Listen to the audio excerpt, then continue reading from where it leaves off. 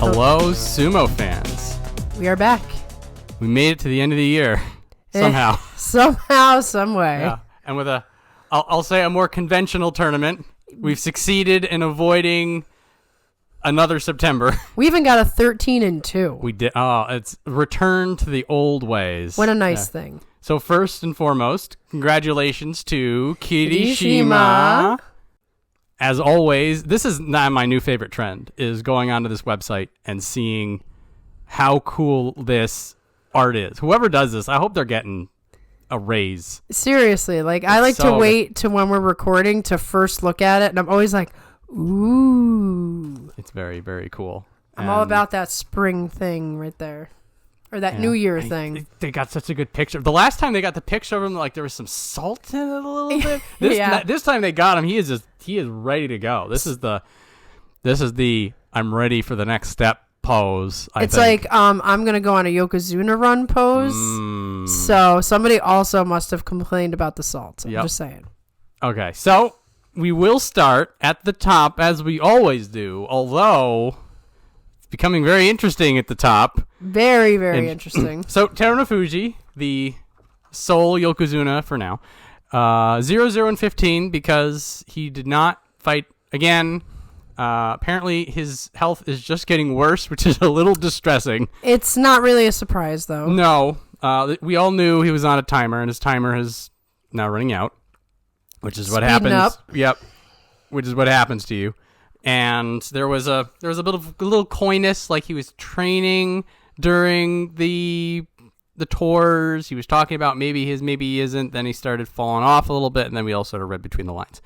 But everybody's saying no January for real actually this time. Oh, they're already saying that? Well, whether or not this is saving face or whether he's going to really push for January is, well, up to speculation.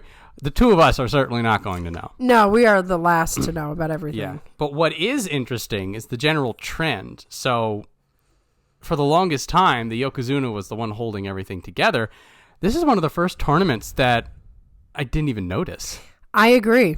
I really didn't notice. It felt like these three Ozeki, I don't want to say I felt like they were Yokozuna, but I felt like they were the top guys and they were doing what they needed to do, and so everything was fine. Yeah, in a way, it feels like we're sort of like, thank you for your service, Terunofuji. Now you can go away.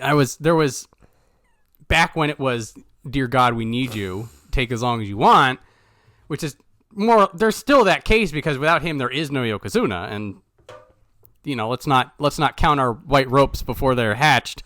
You almost need like an Ozeki ceremony. But now. there was like the caliber of sumo. We always said.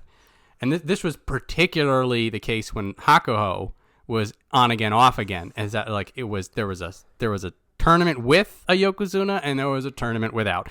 And Terunofuji sort of inherited that. Yes. I'm holding the line until the rest of these young whippersnappers can get their acts together. Yes. I feel like their acts are together. I agree. I really feel like, we're going to get into the nitty gritty, but I really feel like the top three guys performed like the top three guys. Yes. It felt a little bit like the Hakuho Kakuryu days where it's like, okay, which Yokozuna is going to win? It was, we're there. So then now the question is, well, Terunofuji, I feel like he wants to at least have one more go at it, whether or not he's successful. Right. And now the question is, does he go for his 10 Yusho goal? I feel like that may be a little beyond him. I think it is beyond him. I think it's like aging, right? Mm-hmm. You're 70 years old, but in your mind, you're still 30. I think mentally he feels like I got more in me, but physically he doesn't. Yeah. So if he doesn't get a Yusho, does he retire anyway? Particularly if in 2024 we have a couple of promoted Ozeki. If we have promoted Ozeki, he's definitely out. You think he's gone the next day? I don't know about the next day, but you know what I think? I think they'll give him a heads up so it'll all happen just away from prying eyes. and then you're gonna get a Yokozuna retirement announcement, and then you're gonna get the promotion. They'll let him leave on his own terms, quote unquote. Okay, yeah, that tracks. Knowing that they've already got a replacement. Yeah, and it says, well, credit to Terunofuji. He hasn't been fighting for months, and he's still at the forefront of these conversations. So, well done, Terunofuji, for staying relevant despite not fighting for the majority of the year. I still miss the overwhelming power of Terunofuji. I feel like there's barely anybody as powerful as him. Although his little protege Atamifuji, watch out. There's a couple of strong men in there, but they're definitely not They're not him. They're not him. Even Hakuho can't say that he's as powerful as Terunofuji. Him and Tochinoshin, they're a different level. They're a different breed. Maybe crazy man Tsurugisho, but that's a whole other topic. Oh my God! God bless Tsurugisho. I cannot wait to talk about him. Oh, I know that's gonna be a wild one. It's fine. We've got so much. So much. All right. So next up we have Takakeisho Izeki 1 East, 9-6. You had pointed out right before the show that this is actually his best Yokozuna run, which threw me because I didn't actually think about that. I will let you take first swing. Okay. So, excuse me. Here's the thing about Takakeisho. His first thing against him was that loss to Meisei. You cannot lose against guys like that. That already threw him off his game a little bit. When he got beat by Gonoyama, it was like, oh no. But the nail in the coffin was Asanoyama coming back, manhandling Takakeisho, showing him like you don't have what it takes, and that was that. Officially there were more losses, but that was the end of that. However, as I was saying before the tournament, the Yokozuna run may be over, but this is an improvement. Believe it or not, this is the best Takakeisho has done in a Yokozuna run in his career. Usually he gets injured on the second or third day and he's out. There were other tournaments where I think he went a little bit longer, but not only did he last all 15 days, but he got a 9-6. And for the most part, until things started getting real dicey at the end, at least you were watching an Ozeki. You were watching Ozeki for entertainment-wise. He was doing his job. And that added to this whole beautiful thing we got going here with Kirishima and Hoshoryu also doing their job. This was not the days of Shodai, Asanoyama, Takakeisho, where Shodai and Asanoyama were losing tough matches. This was the good old days. We're finally back, yes. And in a way, similar to Terunofuji, you can almost interpret this as almost a relief for Takakeisho, in that somebody's finally going to help him prop up this entire roster. He doesn't have to be Atlas holding the world on his shoulders. You know what I mean? He's got some help now. Technically, you can tell that power that he was known for is all but gone. Well, at least to the point that he can't just knock people out of the ring off the Tachiai. I'm guessing that's because he really can't head first charge anymore. Well, neck is... Yeah, they had made mention that he had some sort of neck issue coming in. Well, he's had this neck issue since before Ichinojo, and the reason I know this is when he went into Ichinojo that one match and then collapsed to the ground, in the after interviews he said, this happens to my neck all the time. All the time. So this has probably been going on since the early days, and he had to talk about it because of the very public incident with Ichinojo. So this is a chronic thing. I mean, Ishihara retired on a neck injury very similar to this one. So the fact that Takakeisho was fighting at all is kind of insane. And I talked about this on the live stream a little bit. He can't afford to fight like that anymore, or he's not going to have a life, let alone a sumo career. So there's two big matches to talk about in terms of the evolution of his fighting. The first off is his win against Abi. Abi typically has his way with him, but Takakeisho is starting to refine that instinct. Mm-hmm. This was always sort of his ace in the hole when his power wasn't there. The ability to watch, the ability to undo, to counterattacks, to outthink, outsmart people. That, by the way, not one of the two matches, but the Nishikigi slaps him, sort of spins and just watches Nishiki go flying out. Yeah. The power's still there. Right, it's just not on the Tachi. Just not on the Tachi, and he's just not so degrees of stronger than people that he can just have his way with them. And so the fight against Abi always up to something with Takakeisho. Oh, yeah. But he just slaps the arms, he's patient, he's focused, he watches, and he beats Abi almost at his own game. Yeah, because Abi was trying something, and whatever he was trying, it didn't work. Yeah. And it is that that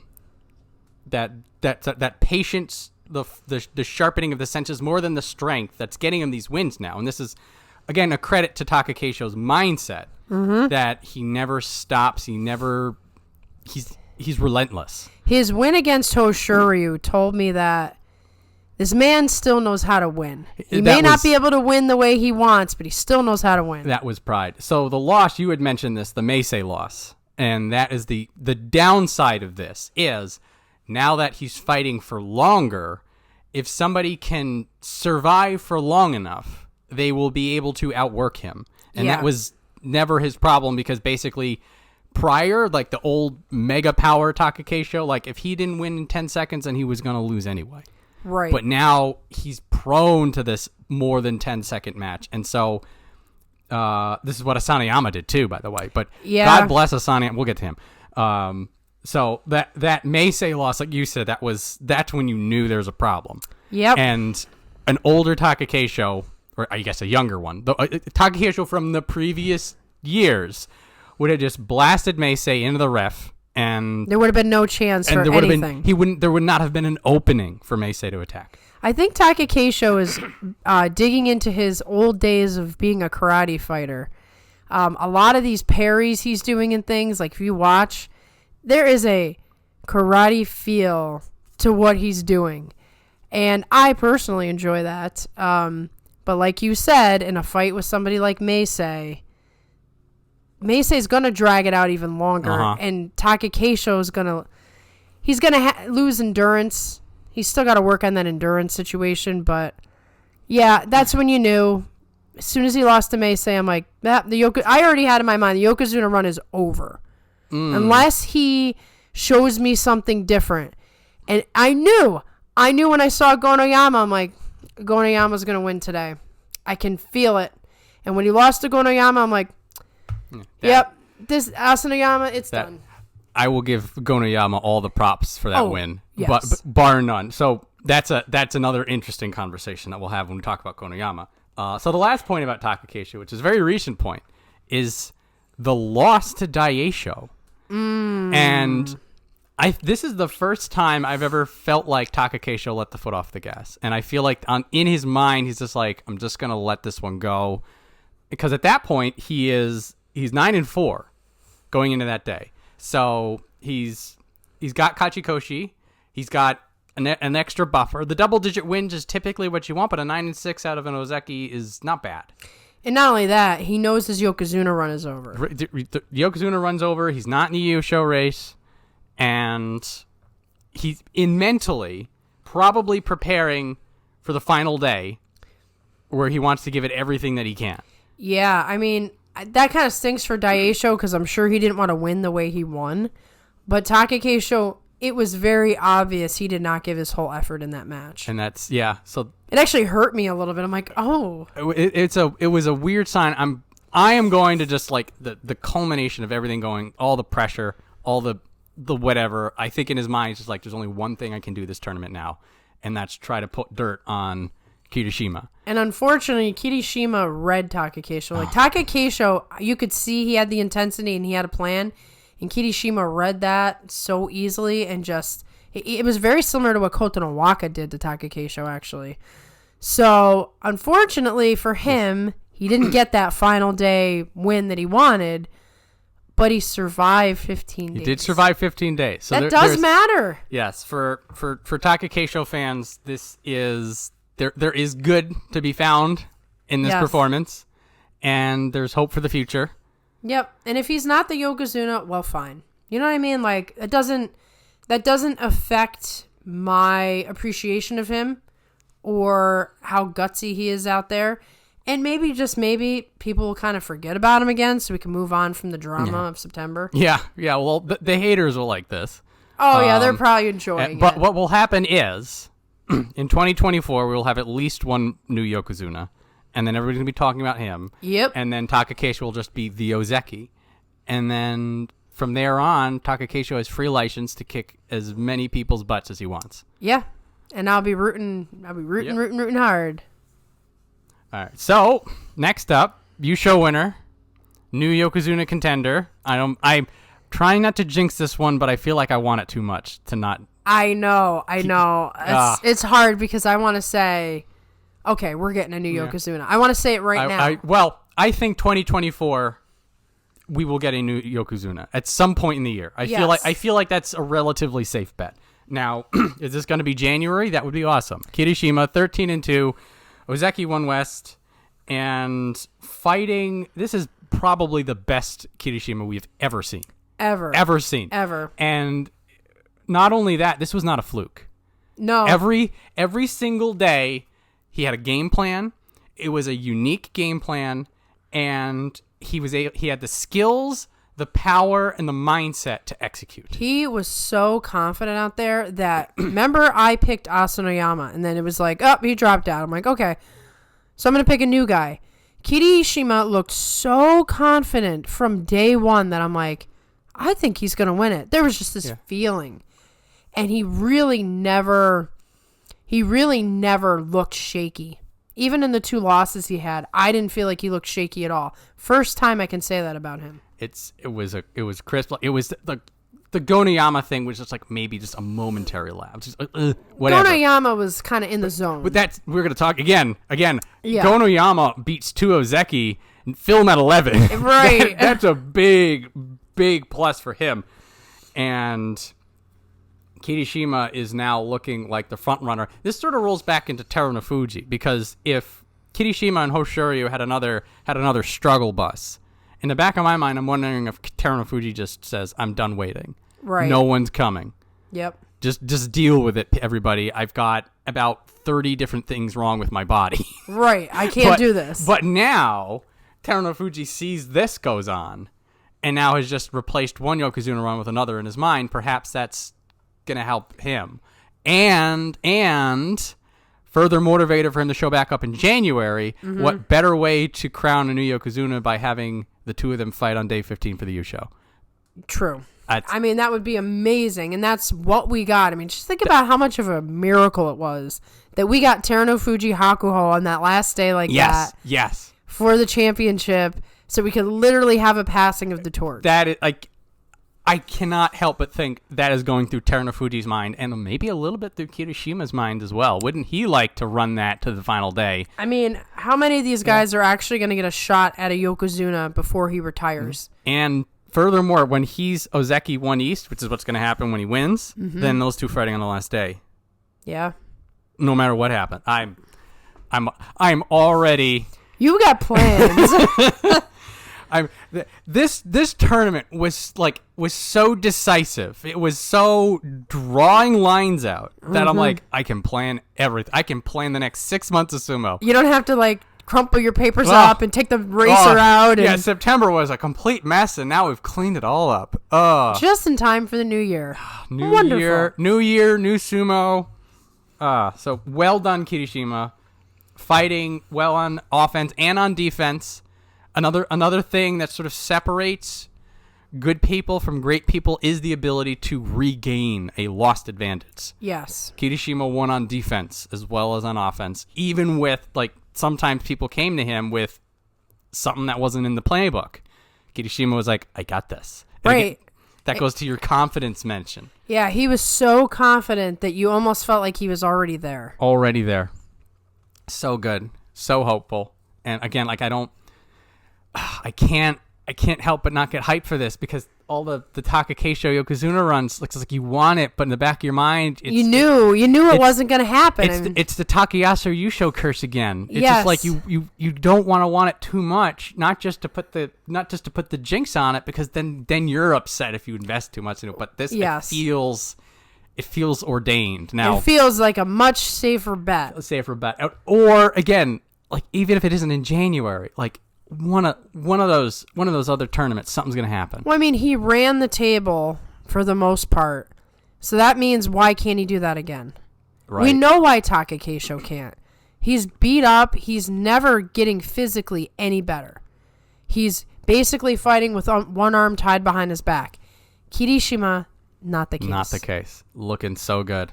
So God bless and congratulations again on just complete, powerful, and 2-win gap by the end of day 15. Finally, a 13-2. We haven't seen one in a while.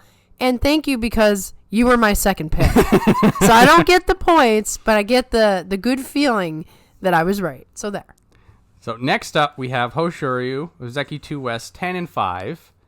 Starting to look like an Ozeki, which is great news for this top 3. Yes. When was the last time we had a lot of good news for Ozeki? It's not a recent decade. It's been a bit. And what's interesting to see is how Kirishima and Hoshoryu are now turning into sort of two different sides of the same coin. So we mentioned about how Kirishima, he had the game plan, he had the strategy, it was the cool confidence, but he's always composed. He's got that presence. He's to like him. ice. He's ice. And if Kirishima is ice, Hoshoryu is fire. Yes. And so the thing is that, like, we're going to get the best of both worlds, I feel like, with these two.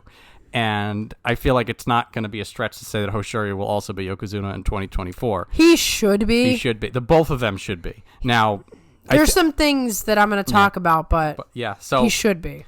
There's a lot of stuff that Hoshoryu was up to that was just crazy fun. First off, the Gonoyama stare down. What was that about? Like, what I want to know is, did he have a personal thing with Gonoyama? Did something happen? They bump each other in the locker room?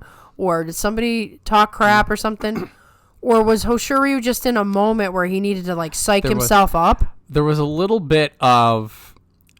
I think it sort of spun out because Hoshoryu was waiting for Gonoyama to put his fists down first.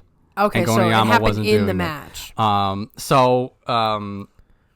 Chris Sumo had also made mention that Gonoyama is actually the senior in terms of Hoshoryu in school days. Oh, I didn't know that. I didn't either. And so there's a weird interplay. That makes sense. And this also goes into Gonoyama's just swagger. He has swagger. So the two of them are like two cats in a box, and that they were not having each other, and that was ridiculous. And then even after the match, like, he gave him another stare for good measure. The death stare, just how dare you make me do this? Yeah, that was pretty good. So there were a few fun Kimarite. I'm always looking for, like, the wild, crazy ones. I'm giving this one to Hoshoryu. It is, I have no idea how to say this properly. Komatasukui. Oh yeah, that's Komatasukui. Over thigh scooping body drop. So him and Takayasu get into a tangle. Takayasu 10-5, by the way. We're not gonna. We'll time for that later. And Takayasu has him, like, sort of lean down. Hoshoryu looks like he's sort of a little bit stuck. And Hoshoryu grabs the leg, flicks it skyward, like it's just like a bag of leaf clippings. And Takayasu goes flying on his back. And that is, like, the exact type of sumo that Hoshoryu can do, and, like, only somebody, like, with that kind of confidence, maybe Ura as well, but yeah. Hoshoryu is I have a crazy thing I'm gonna do it, and it's gonna work because I know it can. Right, because I'm not nervous about giving it a shot. He takes the risk. He did this on the last day against Hokuseiho as well in September. He was 7-7. He goes for the crazy leg throw. When he could have done something safe. It could have been something safe. He could have been like, no, I'll lose my Ozeki rank. It's going to be terrible. He's just like, no, I'm going to risk this, and it's going to work. That's the Hoshoryu mindset. That's the fire. Can you imagine what his practice sessions look like in his stable? He must go all the way. Yeah, he must be like, the younger guys are like, oh, man, I don't want to do Hoshoryu today. Yeah. So, something else that I keep forgetting about. His defense for somebody who's a relatively smaller person is shocking. Like the way that he'll have somebody barreling in on him, like Gonoyama. Yeah. And he just holds it. Right. You're just not going to push him out. You can't push him out. That is so crucial. And that was one of Kirishima's problems, is that he just didn't have the now he bulked up and so he fixed it, but for Hoshoryu he's got the secret muscle physics leverage going on. That's very reminiscent of Hakuho. I mean, Hakuho wasn't the biggest guy, but he was probably the hardest guy to push out of the ring. So Hoshoryu's got that special thing that you want to see when you want to see future Yokozuna, but what's killing him, it's killing him. He loses really like matches he should not lose. The lapses. Kotonowaka is like his hex, man. When he loses to Kotonowaka, his tournament is over. Every single time. Like, he's... I don't know. Do you have a thought as to what went wrong in that particular match? There are some lapses. So there's a few... Now, he's got a few things to work out. So sometimes, every once in a while, just a complete lapse. So the Nishikigi loss. Mm-hmm. He's driving Nishikigi, and he just slips. And then Nishikigi just looks over and it's just like, free win. And he just taps him on the shoulder and he's down. Right. Something like Atamifuji is like he's trying something and it's not working, and the other guy's good enough to capitalize. Well, and Atamifuji's powerful, so if you miss on your opportunity with him, because that's the thing about Hoshoryu. Actually, that's what happened with Wakamotoharu too, now that I remember it. He tried something, and it wasn't the right placement in the ring because Kotonowaka just pushed him right out. Yeah. Because he left himself vulnerable. So I guess that is the counter to what you were saying earlier about he's not afraid to try things. Sometimes. But they can fail spectacularly. Yes. Yeah. So like the slips and the lapses, I feel like sometimes he's earlier on, I felt like sometimes like he was thinking too much. Mm-hmm. Like he had the sort of the input freeze up. Yeah, input overload. Input overload. There's less of that these days, but I feel like almost like if something's almost too clear, that he'll bungle something because he just can't be like, and we're just doing the simple right. He can't say, I'm just going to push him out. It's like, well, I'm going to push him out by his toe. Yeah, he's just like, well, what if this happens? I got to, so. That's a good point. There may be a little bit in there. And then there is this, he's trying something, it doesn't work. And if you try something against a person who's 11-4, they're going to punish you for it properly. So there's but still a 10-5. Like he's getting close. And still, when you're watching a day, you don't say to yourself, oh, Hoshoryu is going to lose today. I never feel like he's going to lose. Even though, like, he's going to lose, but every match I see him in, I'm like, oh, he can win this. Yeah. Well, it's one of the, to his credit, and probably the strongest thing is like, you don't, like, win or lose, like, you want that fight.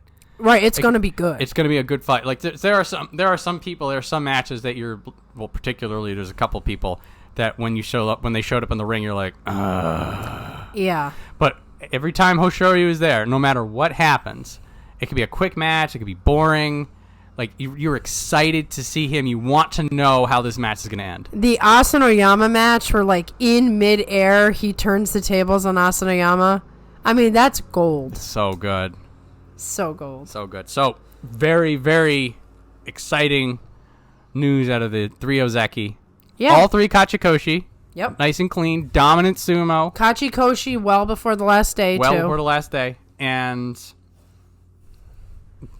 good things for both the hot and the cold coming our way.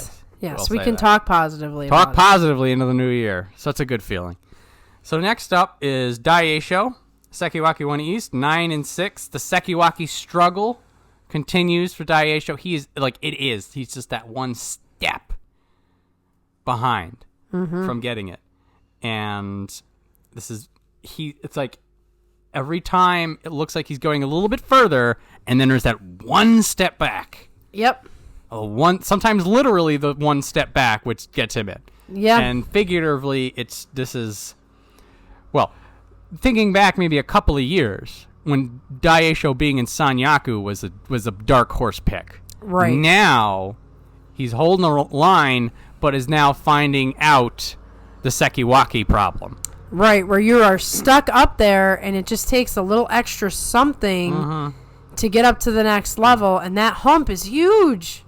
It's so huge. So huge. So there's, first off, him and Gonoyama had a fight for the ages. Now, because we lost Chionokuni and Yutakayama, and are barroom brawlers. Like anytime anything like that happens again, you're like, oh, Shohozan's gone. Yoshikaze, all of the barroom fighters, they're left. So seeing Daieisho and Gonoyama go at it, then we get a Torinaoshi out of it. We get it twice. The 2-for-1 bar fight Sundays are just so good. Well, I mean, just as a side, Gonoyama is like my number 2 now. So that gets me. I get excited to see Gonoyama and Daieisho the same way I do Takakeisho and Daieisho, and it did not disappoint. So Daieisho is definitely learning to keep an eye on things, to focus. So like the way he fought Ura was sublime, in that it's a softer tachi, and he's sort of like a very tentative push parry, and then as soon as he sees the opening, Ura goes flying out. Yep. And so like he knew first off that he needed to seize the moment, not just do the patty cake thing that a lot of people do, and then like Abi did this. He does patty cake and then Ura just grabs the arm and pulls him out. Kotonowaka fell that way too. It's like, don't play Ura's game with him. Don't play Ura's game. Daieisho is just like, you play your game to go in blindly, but you also play his game if you're tentative. So he's got that. Like he's got the evolving mindset there, but it's the slips. It's just a little bit too much. Overextension. Shodai and Abi they're keen on picking up on that kind of a thing, and he lost to both of them. And if he had won to either one, he would have been 10-5, and the entire Ozeki thing is a different story. Right. Now he is definitely reset, right? Yeah. I think he has 10 wins in September. Okay. So he's basically in the same spot that he was. Yeah. That with 14 wins or a really, really strong Yusho, they'll make him Ozeki. But look at all the guys he's got to overcome for that to happen. Him with a 13 or 14 win record right now is a stretch. That's almost like going on a Yokozuna run. You know what I mean? Basically, yeah. So he effectively needs to rebuild. Yeah. But he is, the 9-6 is not a good record, is going to start hitting him now. And, yep. But what I will say is, he won against Takakeisho. And say what you want about Takakeisho taking the brakes off, but he did that on day 14. He was 8-5 going into that. So in the back of his mind, he's just like, well, the Ozeki run's probably dead. So much stuff going into this day, but he doesn't give up. No, he gave his full effort. He gave it everything he had, and he got it. And it might be a good sign for things to come. We had been talking about it. You needed to get that win to go forward. There is he beats Kirishima historically. Kirishima had his number this tournament, but Kirishima is just evolving beyond mortal limits. But Daieisho had that curse on Kirishima. He broke that. He had the curse on Takakeisho. And this is the mindset. Like when you're in a slump against something like that, and you just lose over and over, and you get in your own head, like you don't have to beat them 30 times. You beat them once, right? And in your mind, it's just like, I can beat them. Right, exactly. You don't care about the historical record. So, he could lose 30 times to Takakeisho, but the fact that he beat him once, he's just like, that was mine. And in January, that'll be the most recent memory. Yes. So, positive news for Daieisho, who has a very similar never say die mindset. But unfortunately for him, those guys. Yeah, he's slipping down the Ozeki priority list, which sucks a bit, but it's like we said, there's that extra step higher. Mm-hmm. That you got to find. So next up, Wakamotoharu, 6-9 on Sekiwaki 1 West. Unfortunate. So Wakamotoharu has the same problem that Daieisho had. Famously, the two of them were just trying to figure it out. Yeah, they were like equal at one point. Yeah, and that the 9-6 is no longer good enough. That you have to evolve it. He had some sort of tachi trouble this time around. And so the tachi was always sort of one of his weak points, and that if you hit him hard enough or if you're fast enough, you're going to get him on the back foot. And Wakamotoharu typically needs a drive in order to get anything going. But this time around, he needed a solid second or two in order to get anything going. And at this high up, not going to get that. You cannot concede a second. No. You cannot give anybody an inch. And so, yeah, he got a 6-9. He lost to people that not only he shouldn't be losing to for an Ozeki run, but he shouldn't be losing to as a Sekiwake. I think at this point, he's just taken a lot of hits. Like, some guys can do that, but I don't think Wakamotoharu is the same. Like, being up there for as long as he has now, he's taken a lot of hard falls, a lot of hard hits to the body. I feel like just some of his edge is getting taken away by the punishment. Maybe a little bit of that. And I will say, thank goodness that every single near injury that happened this tournament, everybody walked away from. Yeah, there were so many huge crashes out of the dohyo that I thought for sure, we're gonna have like some stretcher incident. Yeah, we did have a couple of people pulling out due to like pulled legs, but this wasn't a crushed down to the dohyo, falling head first off the ring, getting bowled down, like all the ones that you looked at and you're just like, oh god, those all came out well, thank goodness. Yeah, I actually had been fearing for quite some time that Wakamotoharu was going to take a spill out of the ring the way that he did with Hoshoryu, because he does a lot of moves at the edge, like the Uchari.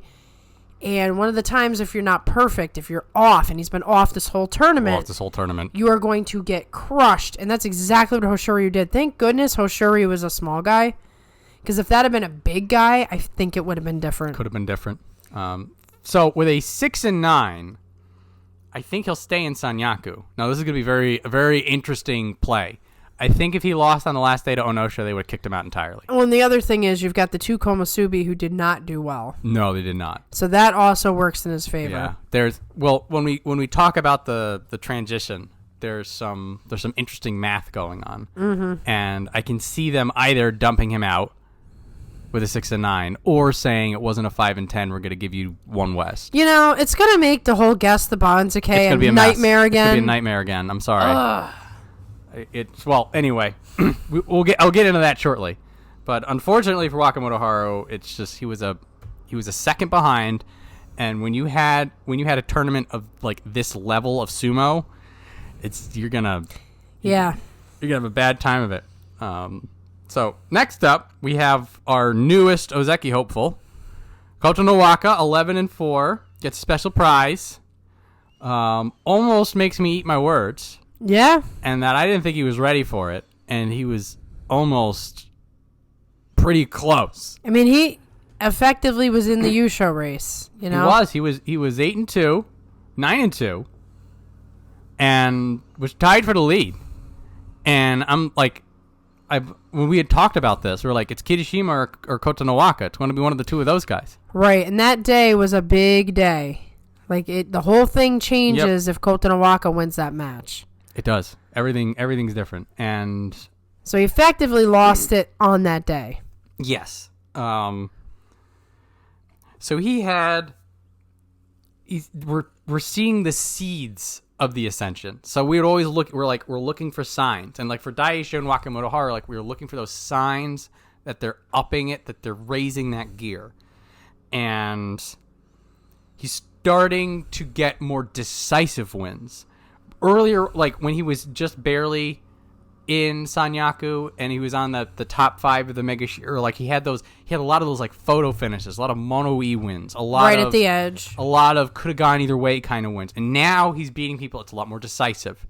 It's a lot more tactical. It's a lot more focus. Him and Meisei had a massive epic fight, and Meisei, like the longer the match goes, the higher the chance Meisei takes it. Typically, yeah. Because that deep water stuff is his bread and butter. But Kotonowaka ripped that away from him. Yeah, he was definitely looking like a different fighter mentally. Like he had more of a plan, and he was ready. He was ready to win. It was like almost like it's my time now. He just woke up one day and he's like, I'm gonna do this now. I'm very interested to see what he does in January. Because we know it doesn't count until you do it 2 tournaments in a row. Correct. And for him, like, this is the real first time that I'm like, okay, he's going to make a run on. There was a lot of some of the newscasters for NHK and just a lot of general. This is Kotonowaka's time, and I would have been fine to eat my words if he won with it, but I didn't think it was there. They're super optimistic. Yeah, well, there is that. Also, there is he's one of the generational. Right, generational family generational things. family, a Japanese prodigy kind of a deal. He's like the guy they want this for. Yep. he's the latest Asanoyama. Yeah. It's a golden boy. Yep. And Dad's right at the ringside half the time. So I personally would not know how to handle that. I know. I don't know how he handles that. That is a whole we talked about this with Hoshoryu and Oho and a lot of these generational guys that just that pressure, that extra layer. Right, and here's Dad. He's a ringside judge. Yeah, he's the judge. So if this goes to mono, your dad has to decide if you failed. Yeah, that's a tough pill to swallow. It's a rough day, but it's a good day for Kotonowaka because he does get that 11-4, which means he's tied for runner-up. Gets a special prize. Beats Atamifuji on the last day. By the way, that was that was massive. Yeah, that was a big win because there was if Atamifuji won and then Kirishima lost, that's the playoff. And Kotonowaka says, "Get out of my ring." Yeah, you see, when he lost to Kirishima and then lost to Ruden, I thought, oh, here we go. He's gonna fall apart. He fell apart. And that win against Atamifuji is something he can really take with him into the next tournament. Yeah. Give some of it to Atamifuji's nerves, but the way he won, the way he just said, you're my ring. I'm gonna block off your attack lines, and we're gonna dump you. Super good, super optimistic. And now we are done with happy stories for Sanyaku. Yeah, it's gonna get a little rough. So we're gonna have a recurring theme from this point lower down. So for the Sekiwake syndrome, it is you're doing well, but you're not doing well enough. And in Wakamotoharu's case, it is the one small step and you fall behind. It's such a rough place to be. It's almost as bad as being Ozeki. Right. There's all these little mini Ozeki spots. Yes. Because as a Sekiwake, it's all the pressure, but with none of the Kataban, with none of anyway. So that the Sekiwake is they're good enough to be in Sanyaku, but they're just trying to find a way to jump up to Ozeki. And now all the rest of the people we're going to talk about in this group that have the losing records, it's the fact that there's an unscalable wall just to get in that contention. Yeah. And there's so many people, I was going through the notes, that they all have the same problem. It's that they can't beat anybody above them. Right. And we're going to start with Abi because this has been his problem forever. And it the the tail of the tape is when fighting Sanyaku and Ozeki, he's 2-5. 2-5. So yeah, Kirishima gets him. Kotonowaka gets him. Hokutofuji gets him. Wakamotoharu, he gets one on. Hoshoryu gets him. This is Abi's problem. Mm-hmm. Is that the tricks he has, his strategies, good, bad, ugly, to say what you want about it, it's not working at this level. And we've said this forever, that he needs that extra gear. He needs that extra something. He doesn't know what it is either, which just makes it all the worse for him. Right. I'm sure he's thought this over again and again, like, what do I need to do? Which is why he was trying something with Takakeisho. A little bit of something, yes. But it's just not working, like you said. Yeah. So I will say probably one of the best blink and you miss it matches was his, when he hit Shodai so hard, and then Shodai falls out of the ring, and then he looks around. Shodai's just like, what happened? Yeah. I was like, buddy, you just got hit by Abi. Yeah. And, Shodai has that big cheering section up at the top. Yeah. And it's like, they all went kind of silent. Also, Shodai is somebody who's known for being able to neutralize power on the Tachiai. And Abi's Good point. So, the anti-physics engine, as I will typically call it. Because sometimes you'll hit into Shodai, but Shodai has a push-up Tachiai. Right. And now the problem with that is he doesn't do anything with it. But what it means is normally this doesn't happen to him. So he's got a little extra boost of, power expulsion. So there is some improvements, and he did have some fun wins. Wakamotoharu, he beat by an arm lock throw. Right, which we haven't seen something like that in a while. There's pieces of cool things, and Abi's always fun to watch. Well, Abi's funny because the internet is divided. I heard this during the live streams. I think it's hilarious. Abi made it on the top 10 favorites list and the top 10 least favorites list. How does one do that? It's divisive. How is someone so popular and so hated in an equal fashion? That's amazing. Yeah, I mean, he did the Takayasu hunka back in the day. Yep, that'll give him some demerits. So, people, that's a touchy subject for some individuals. And it, for some reason, makes some people love him all the more. Well, it's the unrepentant nature almost of it. Right, because he's like, yeah, I did that. I did that. What are you going to do? Evil Abi. That's who I am. People love the villains. Yeah. And we were talking about heels and about the need for that. So you need a heel? A little bit of that. But unfortunately for Abi, the 6 and 9, he's getting kicked right back down. Yep. And it is this is what's going to happen to him until something changes. And now, the one thing that could possibly happen for him, if you want to look at it positively, is he'll get dumped down a couple, probably like 4 or 5. Well, here's the... It depends. I'm going to take a quick dip downwards. All right, we're going to see the graveyard known as the top 5. 6 and 9, 4 and 11, oh, yeah. 7 and 8, 7 and 8, 3 and 12, 7 and 8, 5 and 10. He's not going to go far, but True. He's not going to be in Sanyaku. Right. This is what happens when the top guys do their jobs. Well, this. I really feel bad for this cluster right here, because what's happening to them is what we've been asking for this whole time. Right, the top guys to do their job. Top guys to do their jobs, to get 13 and 2 U shows, to show dominance and control. And then this is a reminder why we colloquially call it the meat grinder. We didn't invent the meat grinder. No. This is because this is who they punch on. Because you're turned into meat. Yes. And so if you get normally just doing well in this area is commendable. And now we're hitting the point where it's now rare. Yeah. It's just Poor guys. I feel bad for all of you. So maybe Abi's just going to get beat up more. Well, Abi specifically, because this is when he made that resurgence back from the COVID wrist slap, and he looked so good.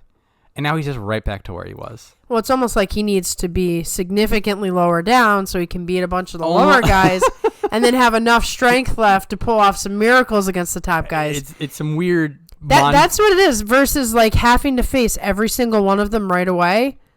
He needs Abi tricks to win these shows. So he's got a long, painful road ahead of him. Yeah. It's almost like... I can't help but feel in the back of his mind, he's just like, I've done all this stuff and I'm seeing no results. Right. What can I do so now? rough. Ugh. And then he hankers somebody and he smirks and everything's fine. It's all reset. It's all fine. It's all fine. I'm not worried about it. But I don't see the solution. I don't think he does I don't either. see. Yeah, you have the huge math equation on the board and there's just no answer. Yeah. So next up, Hokutofuji, Kamasubi 1 West, 5 and 10. I knew this was going to happen, so everything's fine, everybody. I'm not. You don't need to call the hospital for me. The curse, I think Murray had mentioned this under one of those. Just like every single time Hokutofuji gets up here, this is what happens. The curse for him is tenfold. The Sanyaku curse, it's eternal. We couldn't even talk about Hokutofuji show. It was like, let's not even. I think when he had a 2-win streak and he was 2 and 3 in the back of my mind, I'm like Hokutofuji Yusho, and then he loses another 5 days. I'm like, I'm sorry, never mind. You're like, I'm gonna just push that down. We'll talk about it in January. Yeah. So the big problem is not only that he just got blasted out, but a lot of his matches were very one-sided. Yes, they were. He was overpowered. He was overpowered. He was outrun. He was outgunned. Multiple losses were people running him out from behind. It was this was a you got beat up, dude. Yeah, I think he might even have a concussion after all that. Yeah, sometimes you're watching there's a boxing match and you're at the end of round 1 and that one guy got just exhausted, just beat the crap out of him, and then there's the other guy. The other guy barely broke a sweat in the other corner. You're just like, well, how this is gonna go? I know. It's just like, well, you can keep fighting if you want, but. But of course, Hokutofuji's going to keep fighting. He's going to keep fighting. And he's never going to hanka ever. So that's why we love him. Yeah. So he reverses Asanoyama's grapple. Asanoyama in whatever state he was. So that was a pretty cool trick to watch. And he does some grappling stuff against Meisei. The two of them were just spinning all over the place. that was a crazy classic. Fun fight. Classic fun fight. Mm-hmm. And so there's some positives here, and he gets some good Wakamotoharu. He beats Wakamotoharu, who's having a bad day. He beats Abi. I think Abi beat himself, if I remember correctly. Slippy Otoshi, maybe. Yeah. Yeah, the 2 Sanyaku wins were more errors from his opponent more than his own technique, is what I had written down. So, yeah, this was, Wakamotoharu just didn't work. Abi just didn't work. But also he beats Onosho. Everybody beats Onosho in this tournament. I know. You might as well just get a Fusensho. Poor guy. I know. Right. So what? Hokutofuji's going to fall down, but like I said with Abi, there's such a mess in the top 5 that it's probably not going to be that bad, and he could try again. Yeah. You can always try again. Always try again, and he will. He will. Oh, he will. So unfortunately for him, I was going to hope that the whole Kotonowaka energy was going to pass off, but they get the same record. So yeah, never mind. Put a pin in that for June, maybe. Yeah, the warmer months. So that's Sanyaku, complete, absolutely wild and fun stuff. We're not even meat and taters of it. Yeah. Such a relief to end the year on a good tournament like this. Yeah, 100%. Right. So if I was to do a live stream, which one of these days, eventually, I know. I'm sorry, everybody. I'm not. They want it, John. I know they want it. I feel so bad because, well, first off, that you do so much of the work with the live streams and behind the scenes and the comments and stuff like that. And reading through it, and there's like, and a lot of people are just like, you should get the co-host out here. I'm just like, I'm sorry, it doesn't work out for me. I know, it's like everyone just give him a guilt trip. Come on. No, it's fine. We'll figure one day it'll work out. It'll end up being like 2 hours though. Yeah. Oh, well, that's the problem. I know, right? It's just like it's one thing to be like, maybe I can slip in and out of what I do otherwise for 45 minutes, but we don't do 45. It's 45 minutes with me alone. So if you were there, it's definitely at least double. Yeah, I'd look at the clock and be like, oh no. But so anyway, we'll have to plan it well in advance, and we'll put a date on the community tab saying this is the day. So if I was to do a live stream like this, talking about Asanoyama would be front and center in my mind because I spun myself in circles around this dilemma. So we hear that Asanoyama's sitting out because he tore his calf, which is the Shakespearean tragedy just continues for him.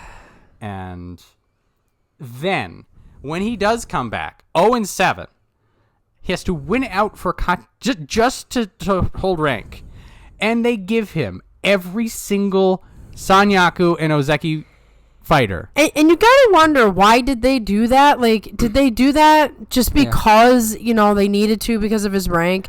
Did they do that because they wanted him to prove something? Or are they just jerks? Well, I go back and forth. Like, I was 100% these SOBs did this to our boy Asanoyama, who's just trying to come back. We already feel bad about people coming back injured to scrape by. And they give him the absolute fiercest people who are having a really good tournament. And you have to wonder, okay, did they throw him at Takakeisho to give Takakeisho a bone? Or did they throw him at Takakeisho to say, let's see what you got? There's so many levels to this, and this is where the live stream would come in, because I don't know what the answer is. And here's I counter-argued myself into a corner. I'm like, okay, let's say Asanoyama comes back and they give him the 2 Ozeki and that's it. And then the rest of him is fighting Meisei and Shodai and Tobizaru. I'd be mad because they put kid gloves on for him. Yeah. And so then, am I just not happy? Is what's going on here? I think you're just unhappy with the Shakespearean tragedy. I think that's what's going on. But you do wonder, like, what were they? Were they punishing him or were they rewarding him? Yeah, or they saying you deserve the best? Right. What was it? I don't know. And here's the thing: like, this Asanoyama has never existed. No. This is a great Asanoyama. Like, he's edging up. I was never a fan. Ever a fan of Asanoyama. Didn't dislike him, but he wasn't my guy. He's edging into my list. He's on the list. This is the best version of Asanoyama we've ever seen, and he's just crippled by these injuries. And then when he goes to fight, you're just like, oh, please, they gave him Shodai near the end, but that's because Kotonowaka was he was fighting Shodai. They could have given him Kotonowaka. Okay, they gave him one bye. That might have been them giving him a bye. That was a one bye, and then they go give him Abby. Well, that was a historical battle, too, because those guys were Ozeki at the same time, so... Yes. Maybe they wanted to give the classic match. Kotonowaka was the only Sanyaku he didn't fight, and then he fought Shodai, which that was a fun match. And he ended Takakeisho's Yokozuna run. Yeah, that was... on that day when he beat Takakeisho, I'm like, oh my god, he could go 8-7. I thought he might. And then this happened. Reality. And then, Did they have to give him? See, they had to because of how they did it. But to face Kirishima the next day, that was too great to overcome.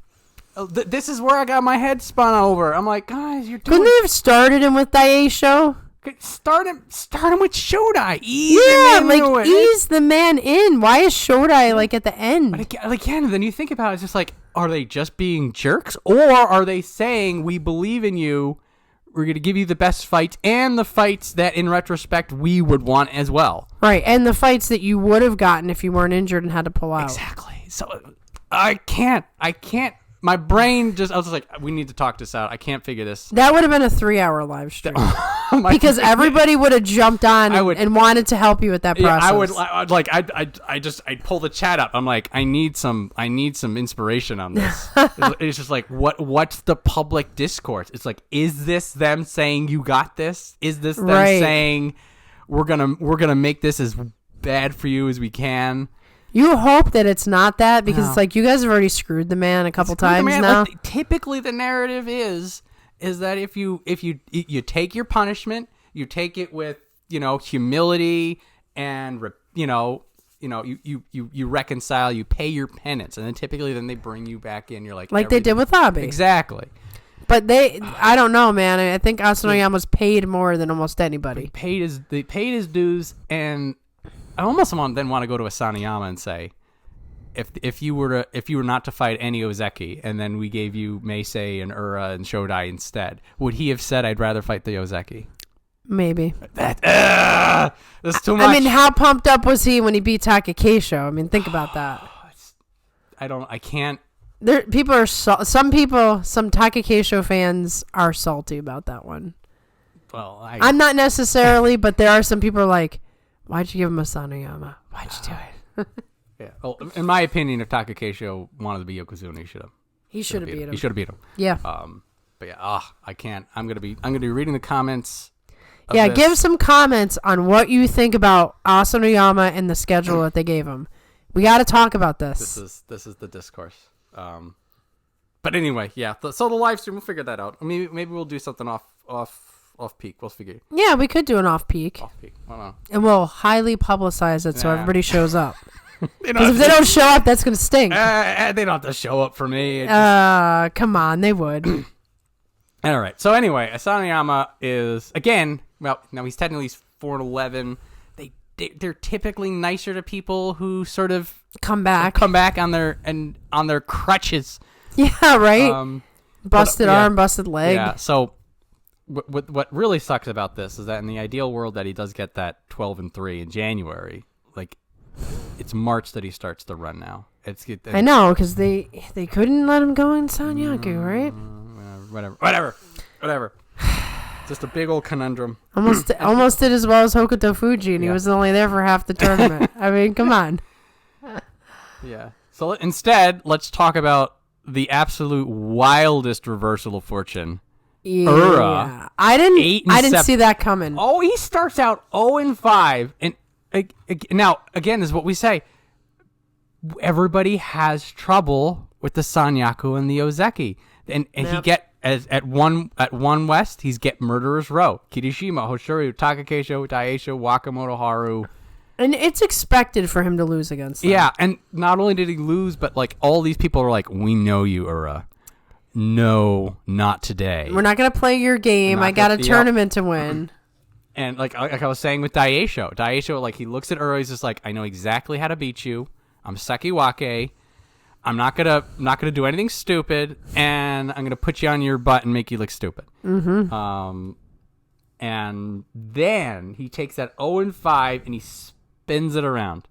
Yeah. By the way, Gonoyama and Hokuseiho in the last 2 days. That was a great match. By the way, that was a great match. I love that. I want to see that match again in the future. And so the pivot on all this wasn't the Hokuseiho fight, which was great fun. It wasn't the Gonoyama fight. It was the Kotonowaka fight. When he was 1-5 and they go against him, and Kotonowaka loses his mind, and Ura's like, my turn. Yep. It's like Kotonowaka. Stuff like that is why you're not in Ozeki yet. You spin it again. Everything's connected like this. You go to Kotonowaka, and you're like, if you had a little bit more focus, then you're 12-3. That's a 12-3. Yeah. And also, that means he's leading, because that would have meant he was 9-1, and he would have been top dog for everyone else to be picking off. Right, which changes the dynamic. Changes everything. But Ura gets the win. Ura gets the Kachikoshi, and Ura may be a Sanyaku. It's hard to say that he wouldn't be. I mean, if you've got the 2 Komusubi dropping out and Asanoyama dropping out, I don't see how they can't give it to him. So here's the math I was talking about before. So Wakamotoharu is 6-9. If he was 5-10, he's just out of Sanyaku. Not even a discussion. Mm-hmm. But 6-9, they could put him Kamasubi 1 West. So then they would be blocking him then, right? Both of these guys are gone. Yeah. So then we need one person to fill in that spot. You can say it was the 8-7 on 1 West, or you can say it was the 10-5 at 3 East. Oh, yeah, I could see what they could. You see? I'm not even doing Gesabanzuke now. You gotta do it. It's gonna be terrible. You and me will get the lowest rank in the entire board. We gotta take all the craziest risks. Gotta do it. So I feel like for them, this is the perfect opportunity to get back to 2-2. 2 Sekiwake, 2 Kamasubi. Which they like. Close the book on this whole appended thing. Mm-hmm. And so if Wakamotoharu is here, then is it either Ura or Takayasu? Or you go to Wakamotoharu with his 6-9 and you say, see you later anyway. And then you bring Ura and Takayasu up, yeah. Ura, which would... So that's... I don't know. I am rooting for Ura. And this is the long con, because Ura's going to get there. He's going to get the Sanyaku curse. Right. He's going to get dumped down. He's going to dump right back down, but then the curse is out of the way. Right, you gotta get it out of the way. Gotta get it out of the way. This is his chance to get rid of it. Exactly. It's very exciting. And again, oh man, he's so much fun to watch at all times. He is. You never ever get upset. Yeah. So also his wins are like, he has the ability. I think he did this against I think it might have been Onosho, that he found a moment. He's like, I'm just gonna plow you over. Onosho, by the way, he's still. Yeah, I was looking at that match like, man, Ura's a whole other type of fighter, man. Yeah, and then when he fights Abi, he just gets right under the arms, and like you can see Abi's arms like going over the shoulder. Yeah. He's like, oh no! It's like, you are not Hokuseiho. If your arms are up that high, you're done. It's so. We were scared for him at this point, and I got like right here at this 0-5. I'm like, no! I thought for sure this was going to be like the a disaster, a double-digit loss, but he pulls it around. Oh, so good. And so maybe Sanyaku, but that's a can of worms. Yeah, that is calculus for you right there. Yeah. Anyway, well done, Ura. And we love seeing you, and love seeing the slight improvement. Like every once in a while, he'll be a little bit more serious. Each tournament, he's getting a little bit better. Oh, it's so good. So good. We never would have thought this would happen. No way. No way. But we did think this would happen for Shodai. Yeah. Megashira 2E 6-9. I will say he put in more effort than normal, which is that's saying it's a low bar. Yeah, it's a low bar. It's probably because he had fans. Yeah. So he does, on paper, have a win over all three Kamasubi. Look at that: Daieisho, Wakamotoharu, Kotonowaka. Daieisho takes a slip. Shodai sees it, lets him go. Wakamotoharu just couldn't get it together. Kotonowaka, he does a really nice reversal. Once again, though, Kotonowaka. Yep. You want to be a top guy, you don't lose to Shodai. Yep. And when he fought Takakeisho, he had Takakeisho going, and then Takakeisho just had the ability to turn it back around. So. That's probably because they faced each other so many times. So Shodai, this Takakeisho loss was almost not a loss. By the way, losing on day 2 for that Yokozuna run for Takakeisho. Oh, that's typically what happens, by the way. Yeah. He loses very early on, and you're like, okay, well, that sucks. And then he tries to make up for it, and that's when he gets hurt. Yeah, you think that Meisei loss was bad. Woo. Yeah, the Shodai loss is probably the worst. Yeah. So he's another candidate of I really thought that something bad was going to happen. And when Ura throws him and he just goes knee first and he limps away, I was like, no, come on, not to him. Yeah, I'm almost wondering if he is going to wind up with like some sort of issue right before the next tournament. I don't know. Well, he ended up losing a couple more times, but like when he was fighting, he wasn't losing because of the knee. I think he just maybe bruised it, you know? Right. And then maybe it's just a sore spot. He does win on the last day. I mean, it's against Takayasu, but still, Yeah. he could have. He could have phoned it in. I mean, look at there's 5 losses in a row. It's and the things like similar to Hokutofuji, like the losses that some of the losses, I'd say about 3 or 4 of them, like they were losses. They were losses. There's no salvaging them. But this is the new Shodai. Yeah, you know? Unfortunately. It's cruise control Shodai. Good thing they didn't put up to Maegashira 1 that I had banked on. Well, in any case, he has fun, and again, playing foil. He's best at it when you sleep on him. Well, he definitely played foil for Kotonowaka. Yeah, he did. That's a totally different tournament if he doesn't beat him. And Gonoyama. Gonoyama. Yeah. There was a time where he was looking he could make a push. He was 5-4. There was a moment you're like, oh, Shodai, you're doing pretty well for yourself, and then he took a foot off the gas. But it's fine. Shodai is being fine. We love you, Shodai. We just let him be. Let him be. Leave him be. Leave him be. Leave him be. He knows the way home. He does. All right. So now we're gonna be sad.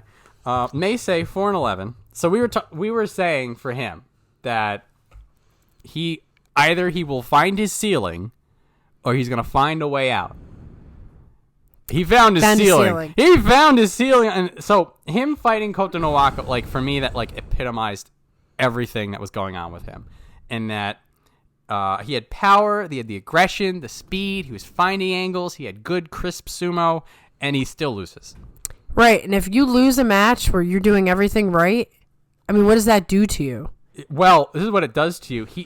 The second half of that tournament, he looked frustrated. He was in his own head, and so I can't help but wonder how many of these, like the Takayasu loss, the Tamawashi loss, this is all mental. This is all in his own head, infuriated. Well, what killed him is he gets this nice win against Takakeisho, and then he's got to fight Kirishima the next day. Well, they did that to everybody. I know. What a 1-2 punch for people. And then he faces Ura, who's always like a little wonky. And then you've got Takayasu, who's out to prove something. Yeah. Then you've got Tobizaru, who's wonky. So it's like he needed to build something before he hit that. He had balance issues, timing issues, stepping out issues, and it only got worse for him as the time went on, because then it was all mental. Right, now you're not getting out of it when you're that frustrated. He was on tilt. He was spiraling. It's Yeah. So then it got to the point that I started looking at his wins, and I'm like, what did you do differently? Yeah, like how did that was that just Takakeisho having a bad day? He did. Well, Meisei, I think he has an eye for a couple of people. So Meisei gets that win. He survived Takakeisho until the point that he was able to start getting angles on Takakeisho, and then out he doing goes. his brand, so to speak. Yes. So the deep waters for him that is where he has always been strongest. But he's going to take a tumble. Rough. So hopefully he gets to work with Hoshoryu, maybe inherit some of that positive energy. Yeah, he's going to need it. And there could also be like, this is so out there that I have no basis on reality, but you can't help but wonder maybe Meisei's focus is Hoshoryu now. No, I don't think that's far reaching. I mean, maybe he is like looking up when he needs to be looking straight ahead. Yeah. So maybe he's more like, I'm going to help Hoshoryu with his stuff a little more. But like the way he was frustrated, like you're not going to win that way. Well, you're not going to win that way. Also, like if he wasn't focusing on himself that much anymore, I don't think he'd care that much. Like he'd be like, he'd be Shodaiing it. Right. Shodai doesn't really care. He doesn't care. Yeah, Shodai's there to have fun, which is fine. Have fun, make a paycheck. Yeah, not everybody needs to be fighting for Ozeki. No. You know? But it feels like Meisei wants to. Right, and it's just not happening. It's not coming together. Not happening. But in any case, Meisei, sorry for this. Yeah, it's gonna be a rough day. It'll be rough. That is one of the roughest ceilings, like almost worse than Abi. Yeah. At least Abi's in Kamasubi, you know. Well, can't get that high. At least he's got Onosho to soften the blow for him. Onosho's everybody's comfort word this tournament, except for Onosho. Yeah. But anyway, so Takayasu, 10-5. He did this very quietly. Very quiet. I really wonder. Megashire 3 East. So first off, 10-5. Secondly, I always say, don't talk to me about Takayasu's record until the last few days. Yeah. 4-1 in the last 5 days. Yep. Look at this. Yeah, if he doesn't lose to Atamifuji, that's an 11-4. 11-4. Then you're runner up. Yeah. So there was. I'm not going to say that he was clean the whole way through, because he had some weird fighting in the middle. Yeah, he did. It was super. The Midori Fuji. This one stood out to me as a what is going on. Why are you scared of Midori Fuji getting your belt, Takayasu? Yeah, the point that he was does some weird like leaning stuff. I'm. On one hand, no pressure, no problem. Seems to be his deal. No one was paying attention. He got his 3 losses early, and then he wins all he wants from that point. Yep. And then he finishes strong, double-digit wins, maybe in Sanyaku. We don't know that math. Mm-hmm. And a lot of Takayasu brand sumo, which is nice. So he beats Wakamotoharu on day 1. He chucks him like dirt. Love to see it. That's always that's like thing. That's the Takayasu sumo that you love. By the way, also beats Kirishima. One of the 2 losses Kirishima has. And again, he just takes him and just throws him with that almost like grizzly bear violence. He sort of reminds Kirishima like there are still some guys out here who are stronger than you. Yeah. Like, don't step out, man. Yeah, he does. He chucks Ryuden. That was probably. Ryuden had a great tournament too. Yeah, a great tournament. So Takayasu is doing well against other people doing well, but like this whole last sequence, like I felt like Takayasu was fighting backwards, which is very not like him. Yeah, it's always hard to tell what's going on with him because he is perpetually injured. Yes, and it's not injuries that you can see the tape, So it's kind of like, what was going on? Was it just him, like, a little off, or was he actually, like, fighting something? It's one of the weirdest 10-5s I've ever seen. Yes, because when the tournament was over, I'm like, he got a 10-5? He did really well. And and then you look at it, you're like, he did really well in the second half when he usually has problems. And he did, What a shame, right? He's beating Sanyaku. He's doing it, like, decisively. Like, it's not like it's a fluke. He's ending strong. And it's like, so what's the problem? The problem is this weird, not Takayasu fighting right here, and and then you're getting in your head like maybe this is what he's doing. He's picking his moments. Maybe there's some fights that he's just scared of. Just he doesn't want to pull something. Well, that's what you wonder. Is he trying to avoid injuries? I mean, the Midori Fuji match he should have had. Like if he's 100% firing on all cylinders, he could have taken a match from Daieisho or Takakeisho. He's fought the guys enough times. He's strong enough. He's got a history with Takakeisho in particular. Like, Takayasu with just a little bit more in the tank could have been 11-4. I will say Daieisho fought him real smart, though. Daieisho knew that he probably couldn't go guns blazing into him. And I think Takakeisho did, too. Takakeisho, bullied him at the end. A little bit. And I don't know if Takayasu was expecting that. So I feel like this is like we're looking at it just like I don't know if this is the new Takayasu. I don't know if this something happened. Is this a fluke? Right. I'm looking at him. He's fighting weird, but he's doing well. Maybe he's gonna fight weird from now on. Well, if he gets the win, like this is what I say with Abi. Like if Abi's gonna be trickster evil man, like if it gets him the wins, okay, do it again. Like if you get wins against the Sanyaku, like the people you need to beat, okay, right, okay, question mark. Are we gonna get a Yusho out of him when he's just doing cartwheels? What's going on? I know, right? I don't know. But anyway, 10-5 it's a positive sign out of him. Any positive sign out of Takayasu is a good one. Yeah, we really would like to see that curse broken. Yes. Well, not this tournament. Maybe not next tournament. There's a little bit too much heat going into January. Yeah, there's a lot of heat. But then again, You know, if there's going to be heat through all of 2024, then which one's he going to win? Right, and you know what? Because there's still competition about who's going to be the heat. Every time Kirishima takes a step out into the limelight, he's got Hoshoryu literally standing on his heels, trying to trip him when he least expects it. Which throws the whole thing off and opens it wide open for somebody else to come and steal it from both of them. So, next up, Tobizaru, Mega Zero 3 West, 7 and 8 goes down to the last day.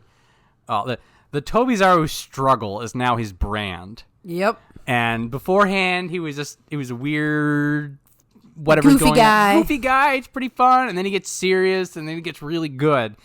And now, it's like he is trying to outswim a tidal wave. It feels like. He's just like, oh, the riptide's got me. And I try to swim out of it, and then it sweeps over me on the other side. Something that's been fun out of him and his wins is, so he's doing his parry stuff. I don't think he Henka'd. I don't remember a Clean sumo, always nice. Subjectively nice. Let's not get into it. Scrappy, fun wins and losses. The match with Ura, sublime. Always good. Always good. So he sort of checks all the boxes you expect out of him. But he's doing outmaneuver wins, which I'm only bringing this up because he did it like 2 or 3 times. It's not just that he did this. Like, he parries the guy, he slaps him down, he gets around and pushes him out on the angle, but like, he's running around people and getting them out from the side, from the back. Like, not just taking advantage of the ability that he can sort of do really good anti-push sumo, but also finding angles to just completely remove their ability to fight him. Right. Which is fun and interesting, and unfortunately, it wasn't enough. Wasn't just barely enough. Really, this is props to Asanoyama. Oh, man. He had a weird roller coaster of a tournament, too. Yes, he did. Both of them, almost carbon copies, except with different... It was like poetic to see them face each other. Yeah. I complain about Darwin matches all the time, but this is one of the tournaments that almost every Darwin match I look at it, and I'm like, this is a good one. Yeah. This is a good one.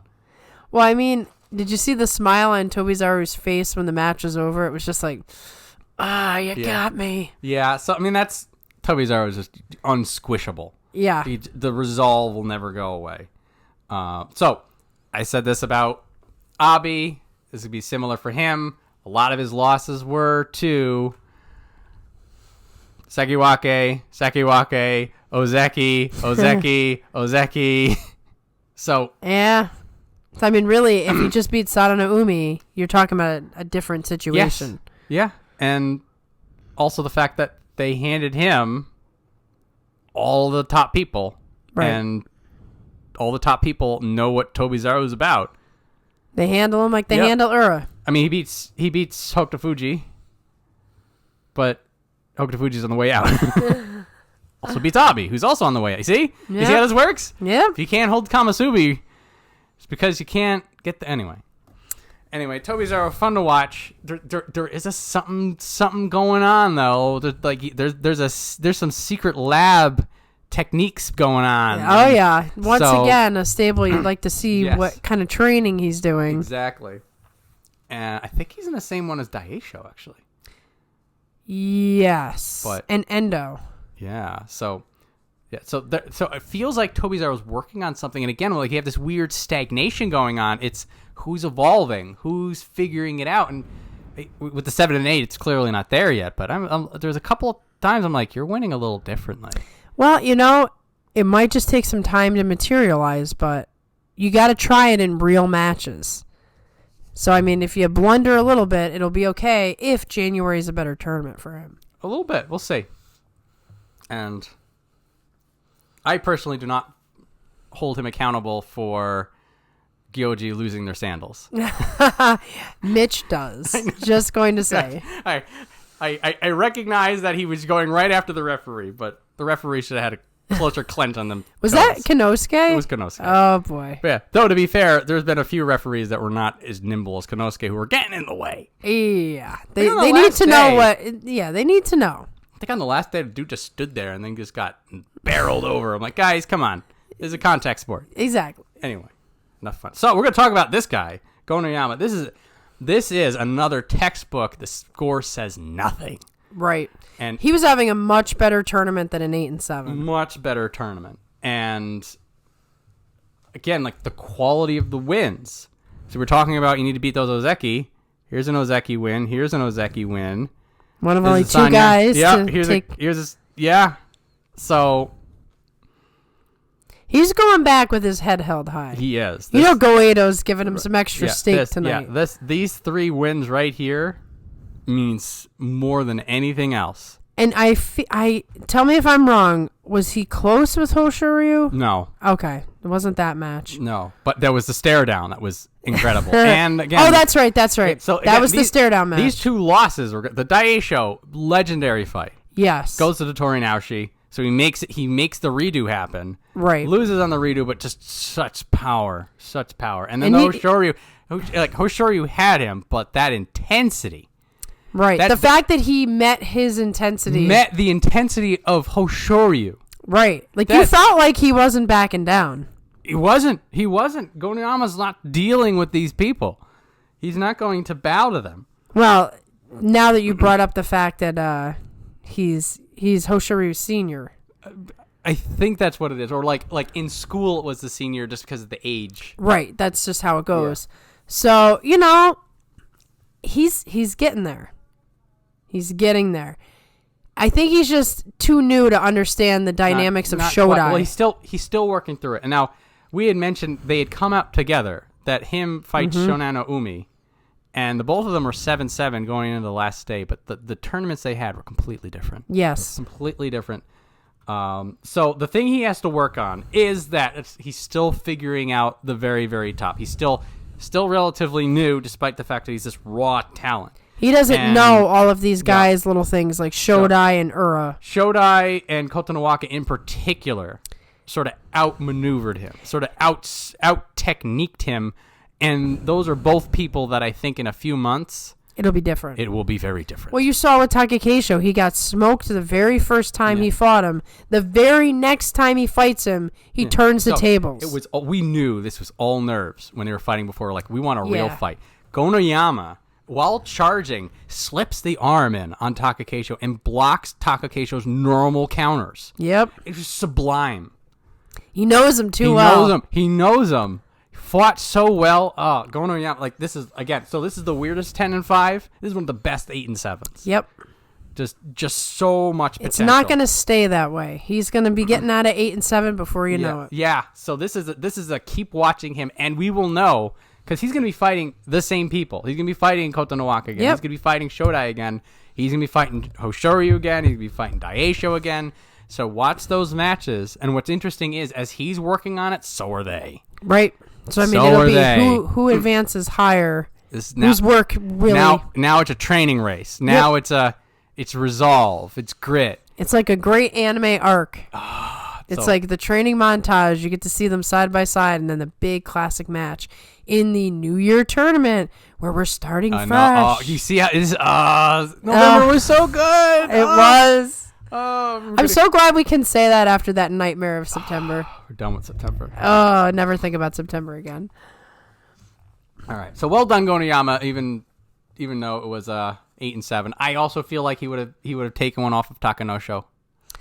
Yeah, he probably would have beaten him. So I'm not. That's why I'm not. There was. I think it might have been Hoshoryu that had like 2 or 3 shows, and it was Hoshoryu. And I'm like.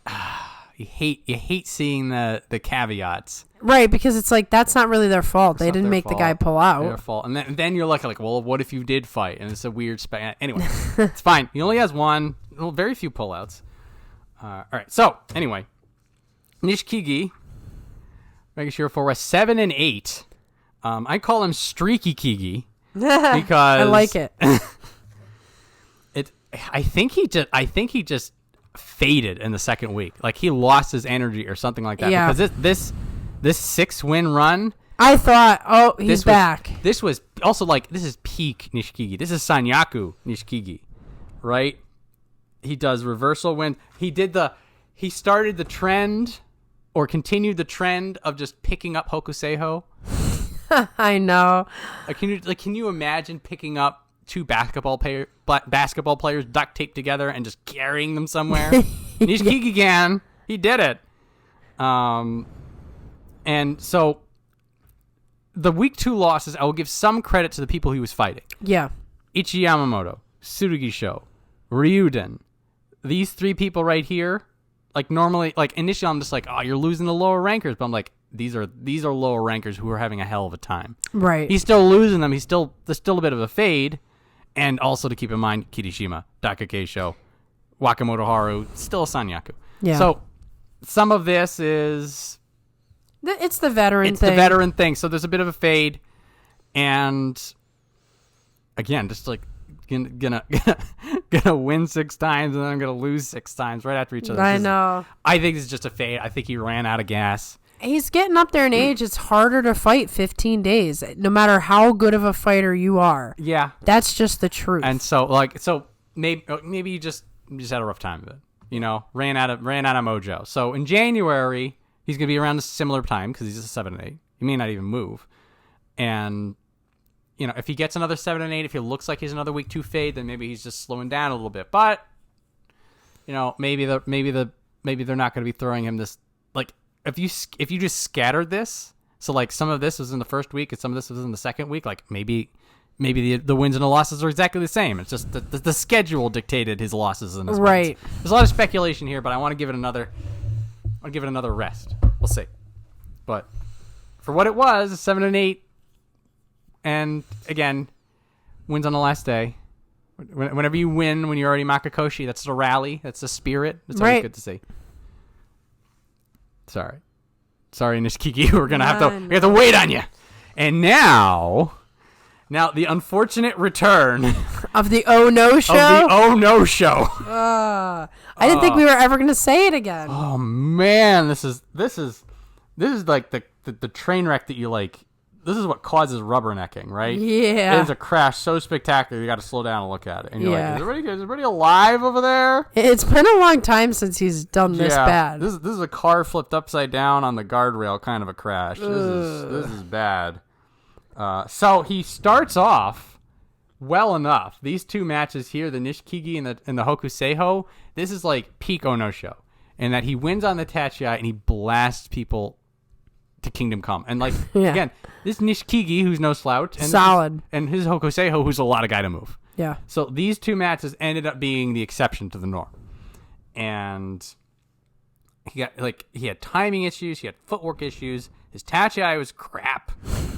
It all fell apart, and you're like in the beginning, like here, like, oh man, he's got to pull it together, and then it just gets worse and worse. Right, you're like, don't look. You're like, what happened? And like, I don't know if it was injury, if he got in his own head, if it was pressure. By the way, losing, I think he lost to Endo.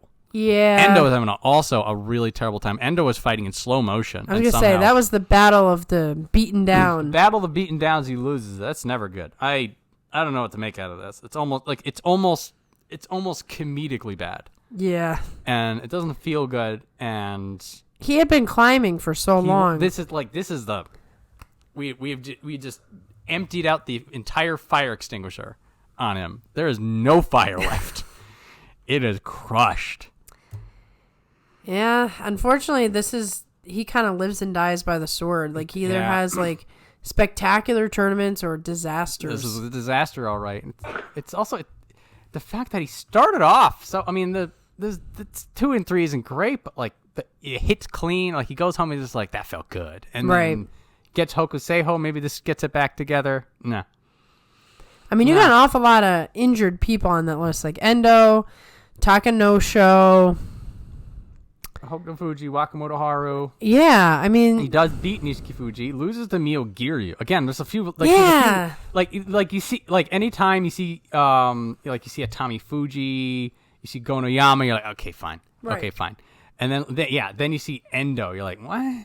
Endo and he beats Nishikifuji, loses the Hokutofuji. You're like, okay. Well, time to start all over again. He needs to start from scratch. Like, he needs to move. He needs a new house. You know, buy a dog. Burn down the old house. Yep. New lifestyle choices. Start doing yoga. You know, smell the flowers. Start a new diet. Just complete, like, 2024, it completely new everything. Yeah, except for Mawashi, because if he's ever not red, it's gonna throw me off. It's a curse, yeah. Yeah. He needs the red Mawashi. Maybe get a new, like, different red Mawashi, but still maybe red. a slightly different shade. Like a Daieisho shade. Yeah, something. You need something. Oh my god. Oh, oh no, Sho, I am sorry, man. This is rough. All right, so we're gonna bounce from good to bad and good to bad all over the place here. Yep. Now that we're out of the upper crust, it's fair game. It's craziness until we get to the bottom, which is just gonna be blood. It's a horror show. It's a horror show. Oh, looks Those poor newcomers. They couldn't hack it. Yeah, I didn't realize we were on Elm Street. I know, right? Oh, man. So, anyway, Midorifuji, before we get to the dark dish, we're going to talk about the 9 and 6 out of Midorifuji. And if he had a 10 and 5... I thought he was going to get one, too. He was fighting Chiranaumi. Chiranaumi, by the way. The bright spot in all of this. So that 9 and 6 looking good. And... doing the how are you this strong as a small guy kind of sumo that we like out of him, nearly beats Mitakayumi, who is in pretty good form. It was a very spirited fight. Yep. Fights Hokuseiho for over 4 minutes. Yeah, he was just too drained by the end of that. Tried absolutely everything. So Midorifuji gets the Iron Man award. Yes. Hokuseiho does not get it. No, he does not. He does not. He gets some demerits this tournament. I'm just going to say that. We're going to be on him in a little bit. Yeah. But we... yeah, there was nothing left in that little tiny man after that match. Drained to the bone. And so... he comes back and wins the next day. Wins the next day. He gets some really good matches. So his fight against Hiradoumi in particular was against another feisty, strong, feisty, small match. Hiradoumi was on a tear. He breaks the record on him. Yep. Midorifuji was fighting really well for himself. So my only concern is that he's doing this well outside of the range of Sanyaku. And then I bring back Abi. And then I bring back Meisei. And that every time Midorifuji gets a little too high... He's got to fight guys he has a real hard time with. Then he gets launched. And so January, I'm almost scared for him. Because... this is feels like this is the best spot for Midorifuji. Right, like he's fighting people who are gonna fight back, so they're exciting matches. None of these are gimmies. Mm-hmm. And then also he's low enough so Kirishima isn't gonna get him in his hands. You know what I mean? Once he fights Kirishima, you're not gonna have a 9 and 6. No. Imagine that Takakeisho, Kirishima, Hoshoryu. That whole thing that's been the plague they killed everybody else. Everybody above him. It's so it's sort of like it's like it literally is the gauntlet. It's the gauntlet. He's watching a whole bunch of people go into the gauntlet and just get beaten up. And it's you come in this line over here. Yeah, and then they tap him on the shoulder you're next in there. You're like, no. But to Midorifuji's credit, every time he's gone in there with gusto. So I'm scared for the butchering to come, but I know that he's going to go in there and give it everything he's got. And then there's the hope. You're like, maybe this is the time. That's right. Just grab a couple arms, you know. Who knows? He's fighting pretty well. He fought really well. He did. It was old. It was like the old ways of Midorifuji. Yeah, I'm just after the first 5 days in January, I have a feeling I'm gonna do one of those ooh. Yeah. Oh, I'm a little scared. Yeah, because he's gonna get promoted into that zone. He's gonna be promoted into the death zone. And again, but that there's that. I'm holding out hope. Yeah. I could have a really good match with Hoshoryu. I mean, Hoshoryu definitely. That was who I was thinking. That's the only one they gave him, right? Yeah, they just gave him Hoshoryu there at the end. He can hang with Hoshoryu. There's a couple of matches you're like, maybe give him Kotonowaka on a bad day. Yeah, he's got to go for the leg with Kotonowaka. There's there's sparks of hope in there. There are. They're a little bit like Abi. I'm just completely lost. But Midorifuji, you're just like, well, if the weather's right, maybe if he has his favorite sushi, like you're like, oh, we could scrape something together. If it was July, everybody's just gonna fall. Exactly. Midorifuji, like there's a little outside chance for him. Yes. Enough that you're not completely off your gourd. But anyway, well done, Midorifuji. Unfortunately, you did too well. Yep, you're gonna pay the price. So now we have Shonan no Umi, Megashira 6 East, 7 and 8, and we were saying like him and Gonoyama like very, very close. They fight each other 7 and 7, but they have completely different tournaments. Yep. So for Shonan no Umi, I will say like he looks like he's been doing this Megashira 6 stuff for 2 years. Mm-hmm. The way he carries himself, like he's fighting like right here, like he belongs here, and he always has. He must feel comfortable. And so that like the ability to set into that fascinated me. Oh yeah, I mean, and it means that he's trying to stake a claim. He's staking a claim, and he's fighting really well against people around him. So he beats Midorifuji. Midorifuji's doing all sorts of crazy stuff. Shonan no Umi stays calm. Yep. He beats the other trial in the opposite direction, Hokuseiho. Hokuseiho is giving all sorts of people trouble, and he does not give Shonan no Umi trouble. Shonan no Umi simply advances his grip until he finds the angle and he goes nuts. So like he's solving the problems that people lower down can't solve, which is why he belongs there. Which is why it feels like he is there. However, the 7 and 8 definitely there's some holes in his game. Yeah, and he's not ready to. The 7 and 8 will keep him from getting promoted. Yes. And in this case, he's not ready for it. He's not ready for it. Not ready for the gauntlet. He belongs. Megashira 6. Yeah. It feels like that is exactly where which his he skill might level get is. to keep. He might hold it. He may get a 7 and 8 hold. Or move to the west at the worst case. I don't know if I've ever seen somebody settle into the top this quickly. It's not that. So he still needs to work on something getting a little higher, but typically like if you have some work to do, like you're like a Koto Echo kind of a right, what's you going pinball. on. You pinball a little bit, you're up, you're down, maybe like a Koto Shoho spark and fade. Koto Shoho won the Juryo, by the way. Oh, you know what? I actually didn't see Juryo today. So thank you for telling me that. He won it in the playoff against Onosato. Oh, man. I got to go back and watch that. I didn't have enough time to watch Juryo. We'll talk about Juryo in a little bit, but both of those guys. Yep. Onosato's getting promoted then. Oh, yeah. We all of a sudden now, all this talent's just rushing in. There was nobody for whatever. Yeah. So this is exciting. But anyway, for Shonan no Umi, who's still a new up-and-comer, less than a year, settling, like, the ability to go from... In the beginning of the year, he was Juryo, and now we're looking at him. We're like, yeah, he belongs at Megashira 6. That's right. Yeah, that's like some growth. Again, like we'll talk about Atamifuji. We talk about Gonoyama. We're going to talk about Hakuoho. We're going to talk all these people. We're going to talk about all these shooting stars. It's like, don't forget, Shonan no Umi is just settling in like he was always there, right? And he's not been always there. Maybe that's why people forget him, because it just feels like he's always been there. Don't forget about Shonan no Umi. I will not forget. Yeah. It's like he can never go higher than this his entire career, but he's still kicking butt. And it's early enough that he can evolve it. He'll settle in. Just don't. He's the sleeper. Yep. He's the new sleeper. Don't take your eyes off him. So again, it's a very different feel from Gonoyama, even though they were both 7 and 7 going into it. So it's such a different story. Fascinating. I love sumo, guys. All right, I'm gonna be sad for a little bit. Takanosho. I'm already sad. Megashira 6. I can't even finish. You can't even say his name. Shot through the heart.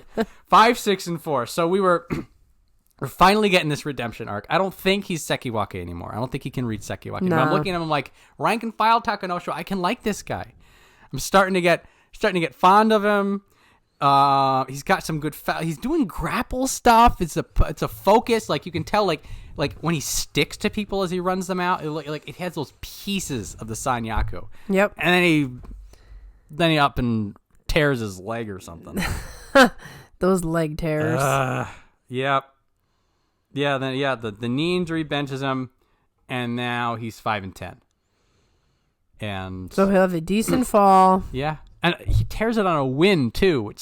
That's the worst. He was running Miyogiryu out. Like, I watched the replay. It didn't look like anything he did was weird. It's just too... Right, these things just happen. It just happened. The knee was just like, we're done. And I don't like how you stepped there. I know, yeah. Takayasu was just like, are we done with today? He's just like, no, we're done. He's like, well, I'm fighting tomorrow. No, you're not. Oh, that's so sad. So now we've gone from, okay, maybe we don't get Sekiwaki back, but at least we'll have this fun, interesting rank and filer to, okay, what type of injury? What happened? How long is he going to be out? And when he comes back, is he going to have to regrind that whole thing he did because he got injured before and he did this whole... Right. It's such a downer. So sadly... He has such a nice smile, too. He seems like did. a happy guy. He always did. That might have been his problem, is that he was too nice. Too nice. Too nice. You're getting bold over there, man. So now his knee's bullying him. And we got to... it's sort of like your friend, just like, your girlfriend's crap, but you can't tell him that. Right. And or just like, your boyfriend is just controlling your life. It's like, I don't want to hear it. You can't. It's just like, you try to have the earnest conversation with them, and they just shut it down. So there's nothing that can be done. I don't know. Takayasu is just going to be with his knee, and that's just what's going to happen. Yep.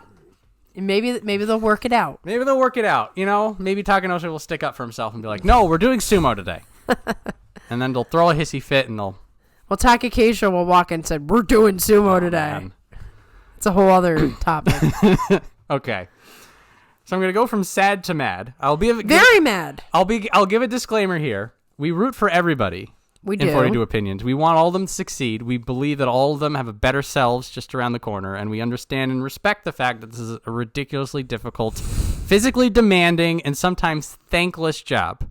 What a disclaimer, John. That being said, Hokuseiho, you son of a gun. He was testing my loyalty this tournament. Yeah. Because I had particularly because the second week of September, he had that crisp sumo. He was driving. He was using his size for pressure. He was grappling really well. And I was just like, okay, that week one leaning garbage, forget it. Forget it. Focus on that, like the confidence you had. You were driving forward. You were a menace in week two. I was like, remember that. And Hokuseiho says, oh, if I lean on people for long enough, I'll win. Hokusei. That's my name for him. That lean just sucks. It's not fun to watch. It's anti-sumo. It's kind of... Let's not get ourselves into trouble by somebody, but I think everyone's mad at Hokuseiho at this point. But it's like, that's a drag to watch. It's uninteresting. Kintamiyama was hilarious because he had all this like, oh, I'm gonna go make a sandwich, and then it was just like, oh crap, I forgot lettuce today. I'm like, God bless you, Kintamiyama. Time to get a drink. Time to get a drink. Oh, I left the fridge open. Yeah, so that's what made it fun. And where we were twisting the knife is that we had just called ourselves out for being Hokuseiho haters because of Haku Oho and losing the lamplight, and we're like, don't forget about him. He's just as talented, and he's just this. Right, and it's like, Ichinojo did the lean, but Ichinojo was like, he was such a heavy man that almost made sense. Hokuseiho's like a lean, tall guy. Ichinojo also was doing pressure stuff, and like he was always trying to do. Now, sometimes the lean was a lean. But a lot of the times when he was doing that, he was also trying to advance position. And Hokuseiho was waiting for the other guy to do something. Let me just put it to you this way, okay? Let's say we were okay. We accept the lean, okay? Do you accept him being lifted out by a man with one leg? So here's the flip side to this. So there's two positives to this. One, he did get Makikoshi. Thank you, Ura. It came down to the last day. I never. Wow! I can't believe you just said that. I don't like rooting against people. He's making me feel upset. Yeah, this is big. This is big. So, again, the disclaimer. Please keep the disclaimer in mind when I have these opinions. Is that so? The Makikoshi should ultimately tell him this isn't going to work. Stop it. Well, this isn't going to work if he wants to go higher. Maybe leaning is going to be his new career, and if that's his choice, I will respect it. But if he wants to live up to the Miyagino legacy, it's not going to be leaning. And hopefully this is what tells him this. Also, he's on the wrong side of some of the best highlight reels of this tournament. I know. He got lifted out twice. He got uchari'd. Ura put him on his ass. So yeah, they made this man look really foolish. So like when he won, it wasn't a great win. It wasn't a great win. I think he did I think when he fought Endo, like it was legitimate sumo. Way back on day two. Way back on day two. And I think Tomokaze tried something and he took advantage. So, like, there's glimpses of actual sumo in here. little shows. Again, Hokuseiho, we do this because we want you to be the best. Yeah, and we want your coach to not like blow a gasket back in the stable. That's another thing about this. That's the X factor, is that if he didn't have him as a coach, maybe I would be softer. But it's like, you have one of the greatest sumo wrestlers of all time as your coach, and you lean for 4 minutes on a little tiny guy. No. Well, in any case, I am. So we were talking about how Ono Show needs to just like change everything. New year, new him. Hokuseiho. New year, new Hokuseiho. I'm going to go into January. I'm going to be clean. And if he starts leaning again, I'm just going to start throwing things at the TV. I think he needs to move. He needs to learn how to move. This is what's frustrating. In the second week of September, he was doing some aggressive stuff. And I'm looking at this and I'm like, okay, he is both impossible to move and deal with for half the people and also attacking. Yeah. You're in Kamasubi in a blink if you're fighting like that. Right. He has the capability He does. to go so high, and he's blowing it. He does. I think my biggest fear is that this turns into an Oho situation that I just give up hope. I know. I don't want to give up hope. There. I don't want to give up hope on him. I want this all to just be some weird growing pains, or maybe Ichinojo called him up and said, someone else has got to do it because I'm not here anymore. Right. Just do it for November. Just do it. January, new opportunity. Anyway, yes. Hokuseiho 7 and 8. He may go down a little bit. We'll see. Meanwhile, so we had compared Hokuseiho to Kinbozan, who was 8 and 7 on Megashira 7 West. Came up kind of together. Because they came up together and they were both in the same situation, that they were recovering from a fall and were hitting a point where they needed to sort of look inward and figure out their sumo. And how they figured it out is completely different. Because Hokuseiho did all that stuff we just talked about, and Kinbozan improved. Yes, he's doing the slow and steady. Slow and steady. This is what we hoped for. So when he fought Hokuseiho, he did something nobody else did. He just bear hugged him and walked out. Everybody else went on to the belt, and Kinbozan's just like, I'm this guy's height. Here, have a hug. Right, exactly. It was fun. And so he had gotten to a stalemate with Shonanaumi. And so it was a lean. It was another lean fight. And he got out of it by changing his angles of attack, changing his weight, changing the angles. He kept evolving how he was fighting it until he got the win. Right. I saw that, and I'm like, that's it. That Kinbozan figured it out on that one day at that one time. He evolved. He didn't necessarily stick with it, but he didn't. He did an Uchari against Sadanaumi too. So that was cool. I was very unexpected. I was like, whoa. That's a nice trick in your bag there, buddy. Yeah, if you can do an Uchari and not hurt yourself. Yeah. So again, like that, you take those two wins, right? The Sadanaumi Uchari, Sadanaumi, like when he was charging people, the people couldn't get away. He does the reversal throw at the edge. That kind of took some wind out of Sadanaumi's sails, it did. too. And again, so if he doesn't do that, he's 7 and 8. Yeah. And then we go to Shonanaumi. They're in a stalemate. Shonanaumi's got the belt. Shonanaumi's pretty good on the belt. He's pretty persistent, too. And he hangs in there. And Kinbozan finds the angle to win. Keeps working on it. Persistence, patience. He doesn't do that. He's a 6 and 9. Right. This is the incremental success. Like we said, the slow and steady. Kind of like scrape and claw for so he's still, every little bit to get your wins. A little bit. He's still something to work on. He's similar to Wakamotoharu. If you get him off the Tachiai really well, he doesn't have a way out. But like, we'll work on that later. Right. Let's work on that later. Next time we'll do the Tachiai. This time you evolve the in-match adjustments, the reversals, the stuff. Because there were some times that like if enough stuff was going on at once, Kinbozan didn't know what to do.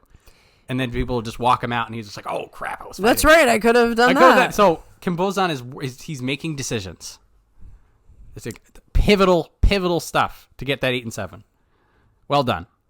And so this is like he's not going to be the exploding up. He's no Atamifuji, but he doesn't have to be. Right. Doesn't have to be. Kirishima was no Atamifuji either. Hoshoryu. No Atamifuji. Those guys are. They all did the slow climb. And look where they are now. So Kinbozan, just keep doing your brand. And not Hokuseiho's brand. Nobody do Hokuseiho's brand. Okay, I'm done. No more ragging on him. I gotta stop. Actually, I'm not going to stop. I know. You're not. It's going to come up again. No, because we're going to talk about Tsurugisho. Yeah, it's got to come up again. Anyway. So, this is a roller coaster ride. This freaking... Yeah, look at these next 4. You're going to go up and down and up. Okay. Endo. Fighting himself, fighting injuries, fighting a loss of energy. And he's doing all this fighting, and then he has to fight his opponent. Right. He's got so much to overcome before he can even get in the ring. Before it sucks because so the matches that he was able to get going, that grit was still there.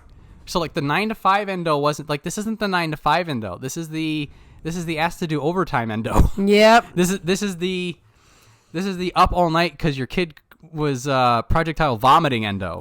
Yeah. And then you have a big presentation in the morning Endo. You're gonna give it your all anyway. So this sucked. I was upset because also some of his losses were what I call un-Endo-like.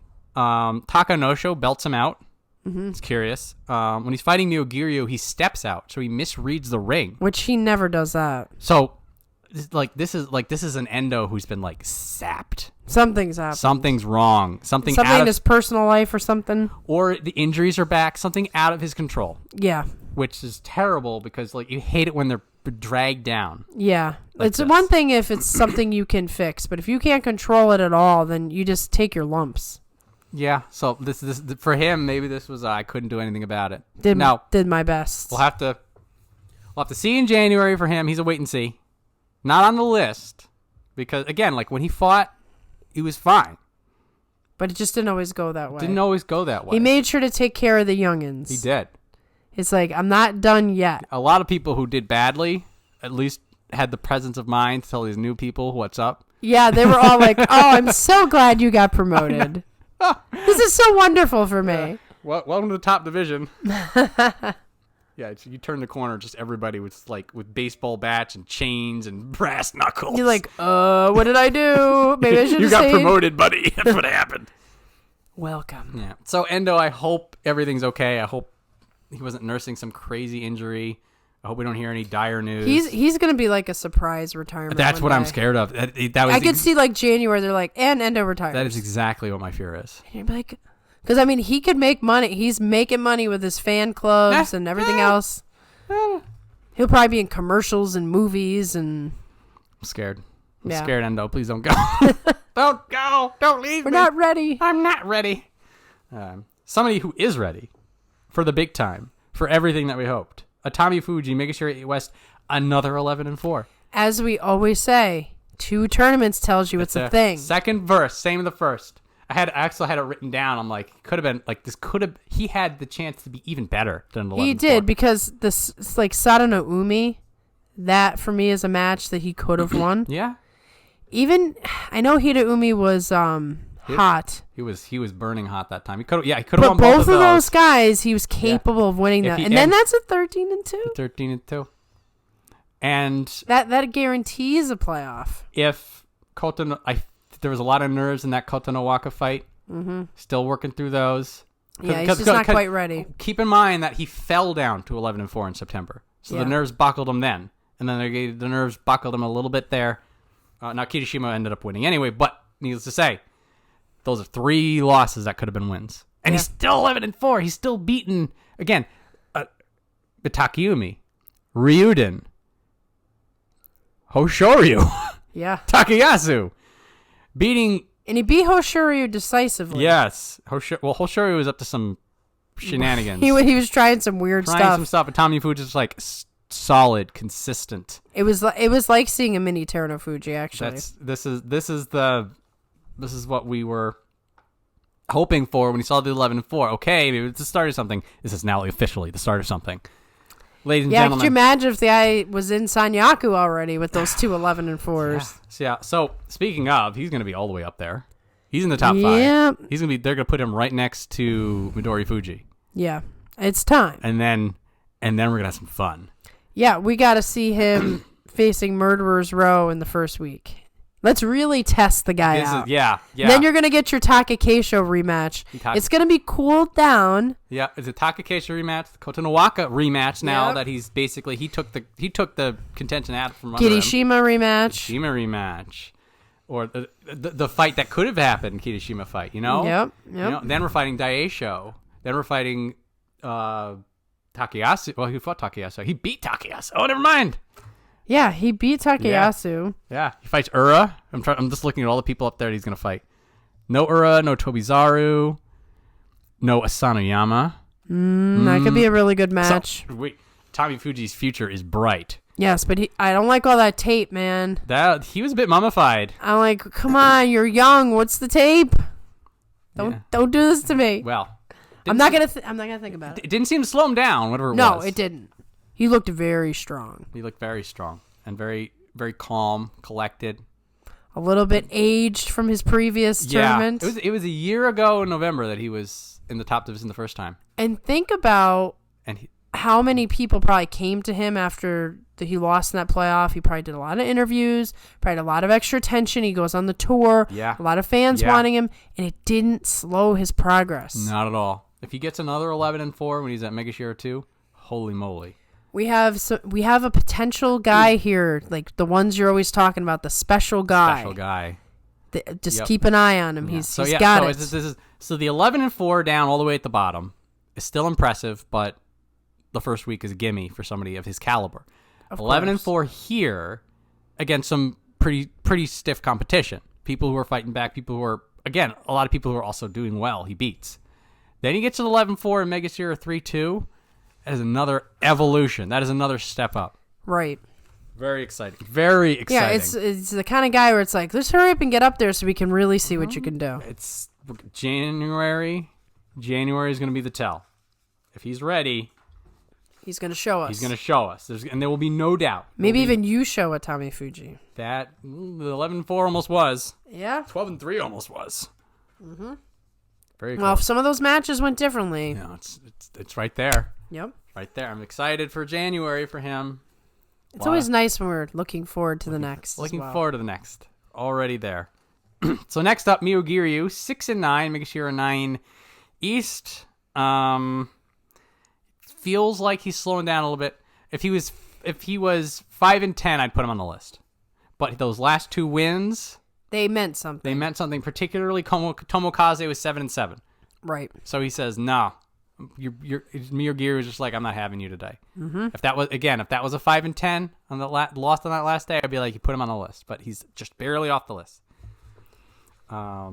So he's doing more belt stuff. He wins on the belt against Mitakeumi, which is impressive because Mitakeumi was in pretty good form. Yep. It feels like he was dragged around a little bit more than normal. He was a little bit more outworked. Typically, he's pretty sturdy. He's pretty in there, and you have to like really put the pace on. Well, I mean, he lost against Roga. There's a couple of losses that you're like, oof. Takufuji, oof. We'll give him Tamawashi. We'll give him Takanosho. Oho. Yeah. He should beat Oho. Yeah. Oho. You know. Well, whatever. He should be beating Oho. Yeah. I agree. So, January, we're going to see if this is a stumble or a fade. Right. You can have a stumble. You can have a stumble. We're fine. So, again, you're not on the list. Till it's two tournaments. Yeah. Or if you're too low to be making these kinds of mistakes. Right. And you're getting dumped. So, Miyogiryu, fun as always. Good Wily Sumo. And let's see. Did he actually didn't fight many of the... Oh, he didn't fight... Well, he didn't win against many of the new people. No. 6-9, man. Not a good 6-9. Not a good sign. Just barely off the list. We'll say that. Get a good rest. Get a good rest. New year, new Miyogiryu. Yeah. Let's go with that. So, Mitakeumi, 8-7 at Megashira 9 West. We keep talking about we need that two records for the trend. This is the second Kachikoshi in a row. The 8-7, the loss to Oho on the last day, and not too keen on, but like it feels like he's more there than not. He's like coming out of a fog. Coming out of the fog. He's still a little bit in there, but I'll say the upper rank version of Mitakeumi was here more than he wasn't. Yeah. And there were some days he definitely wasn't here. Right. There were days where literally he was lost in the fog. Yeah. And also, we were talking about how at least these people have the presence of mind to beat all the new people. Mm-hmm. He beats all the new people. Yeah, it was funny. Every time he got a new person, I was like, yeah, he ain't going to lose today. Roga. Thought thought he fought more people, actually. So did I. Yeah.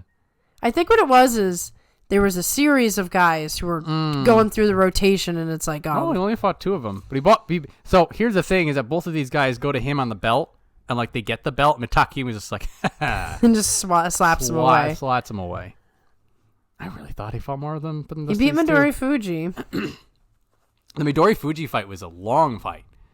He had a couple of marathon fights. This was a marathon fight. This was a lean fight, but like they were like one of those lean chess match fights. I don't mind Mitakeumi's lean. It's a different kind of lean. It's an aggressive lean. It is. Like he's leaning on you, but he's also doing things with the hands. Yep. So there's a lot going on there. That's pretty good. I am taking this wildly optimistically. I'm not going to say that Mitakeumi's back, but this is the most Mitakeumi we've had. And he needs some time. He really needs to slowly, like he's doing exactly what he should do. You're not expecting like him to just suddenly be back fully present. No, he's working his way back up. We've got back-to-back Kachikoshu. We've got momentum. He's fighting pretty good. Little bit of a lapse maybe, but I'm fine with it. Yeah, let's work with him here. We'll meet him halfway. You got to give people a shot.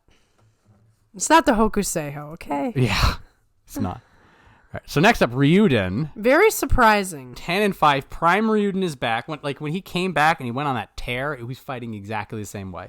Yeah, so there's something in him where like he gets these bursts. Yeah.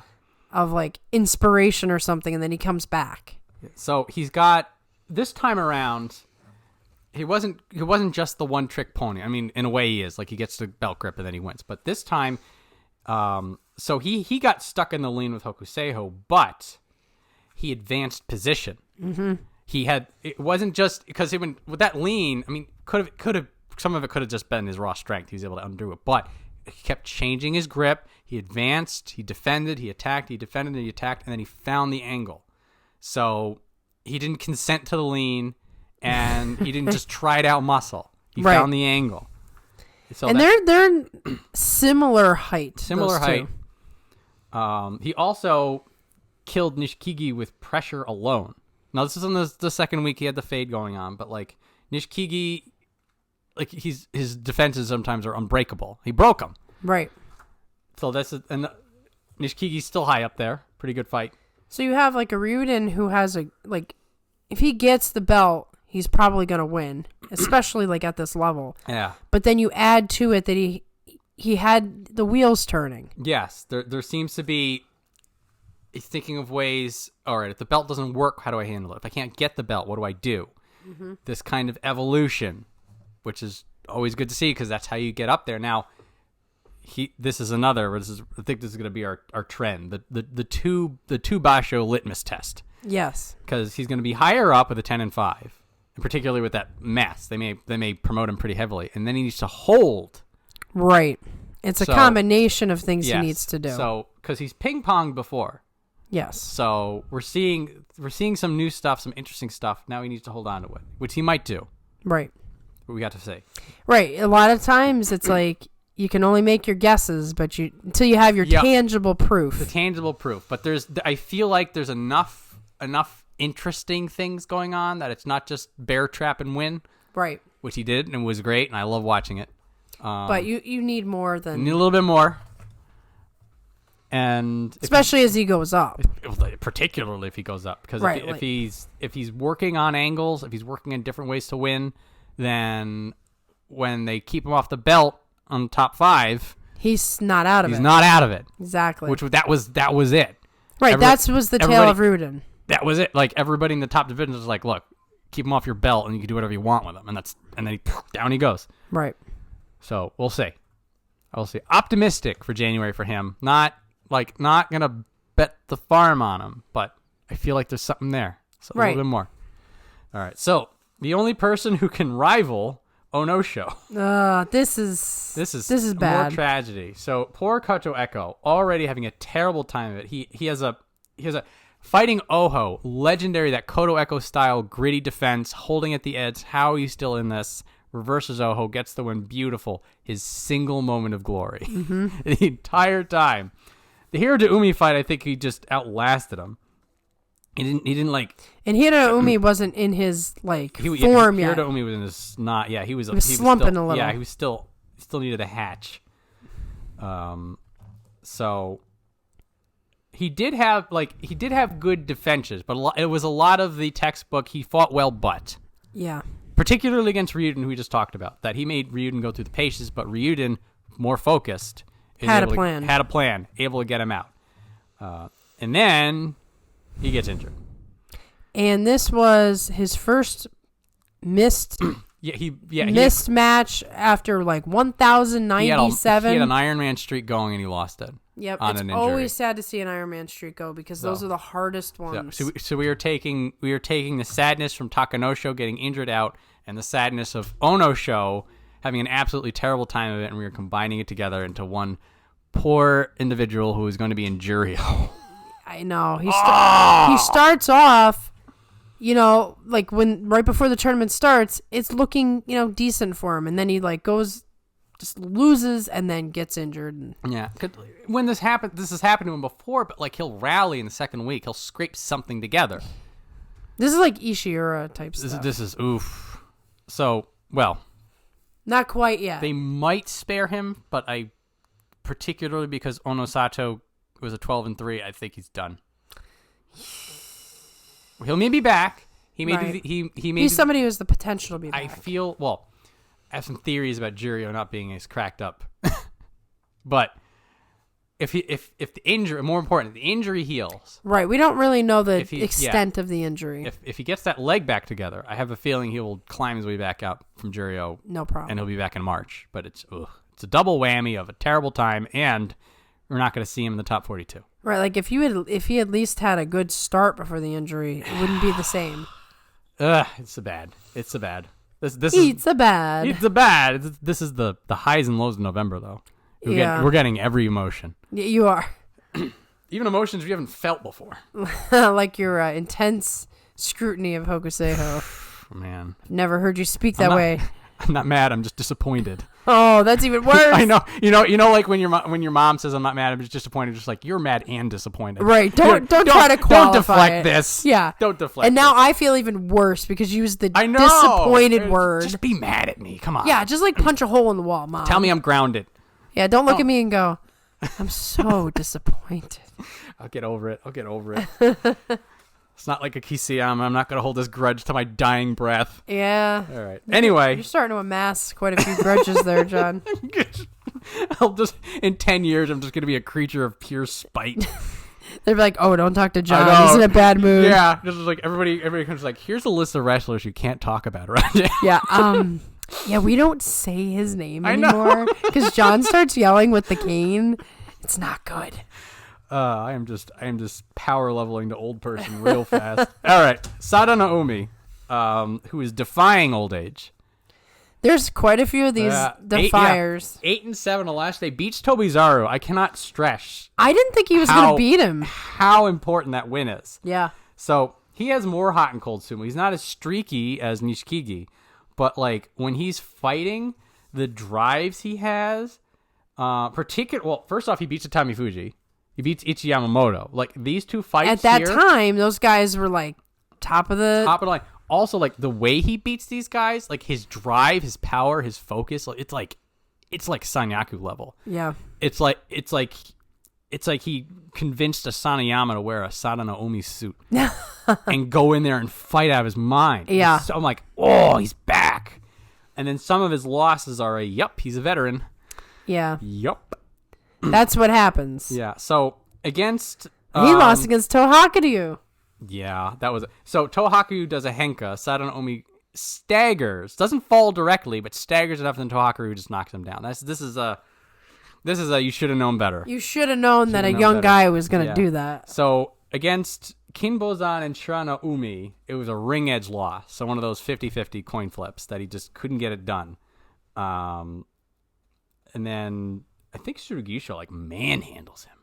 Oh, Tsurugisho was in some weird place. So Sadanoumi was simultaneously on his second win on the way up and a fading veteran, and then he gets the 8 and 7 on the last day. And he couldn't. No, I'm not a fading veteran. Yeah, he couldn't figure out who he was. Couldn't figure it out until the last day. So like if you want somebody with like some highs, some lows, some success, some failures, like the complete package, that's Sadanaomi this tournament. A little bit of everything.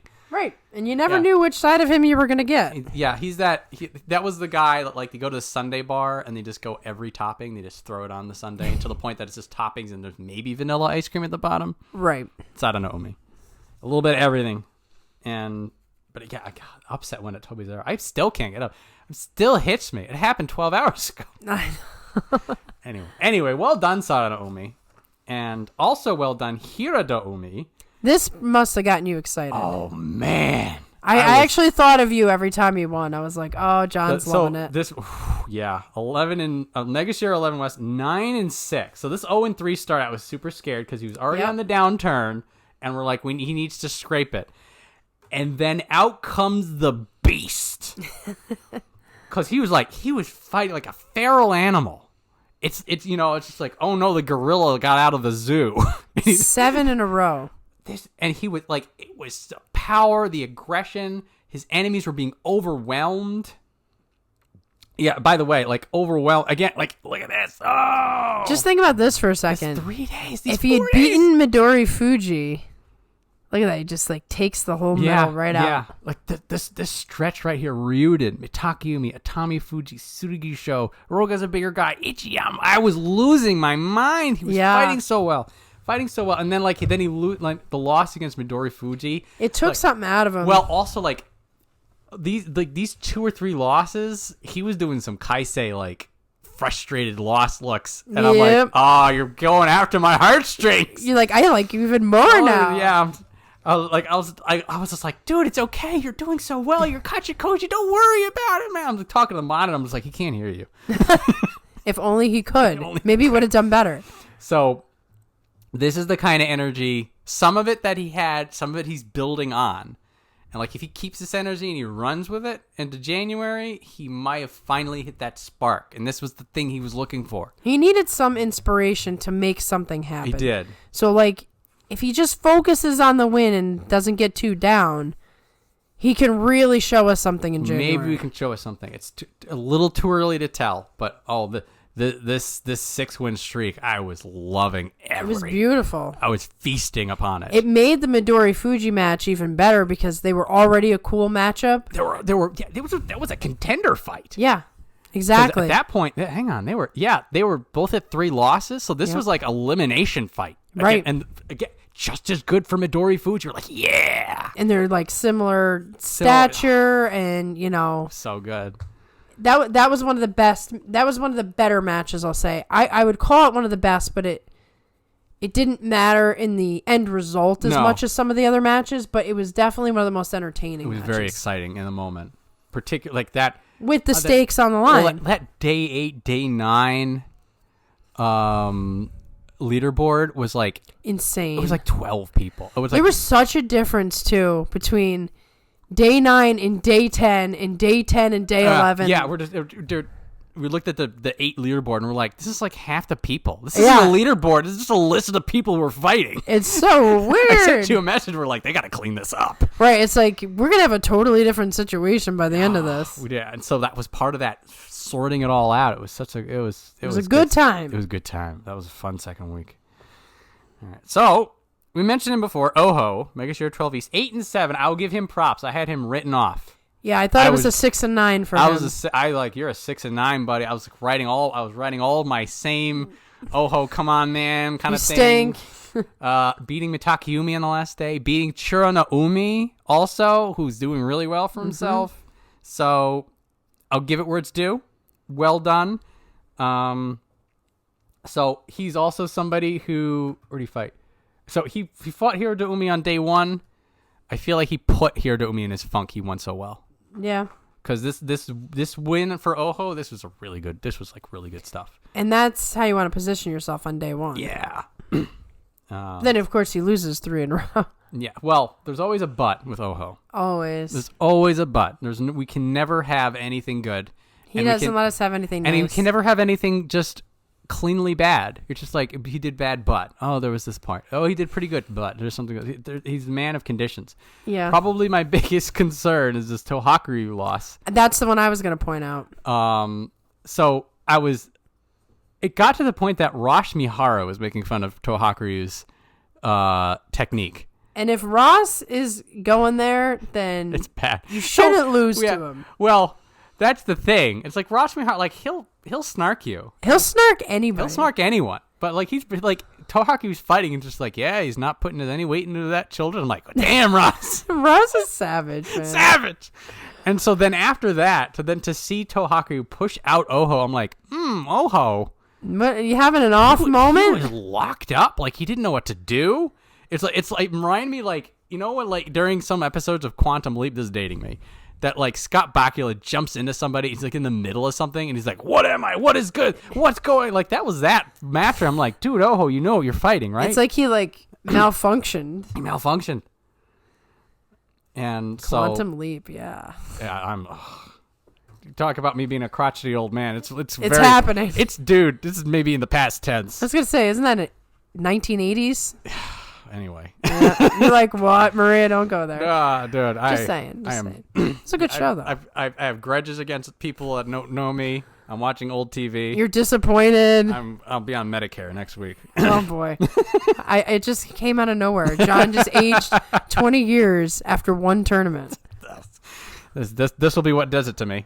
But anyway, Oho 8-7, second Kachikoshi of the year. I was gonna say, at least it was a Kachikoshi. There's positives to take out of this for Oho. Any little bit helps. Yeah. So well done, Oho. We're also like he's still just on my mental back burner. I'm like, give me something, and I'll come back to you. Yeah. So he gave me something, I guess. He gave me not 8-7. enough. He made me change my notes. I'll tell you what. That's something. That's something. That's something. You know what? You made me look at you. Well done. I concede it. Wow.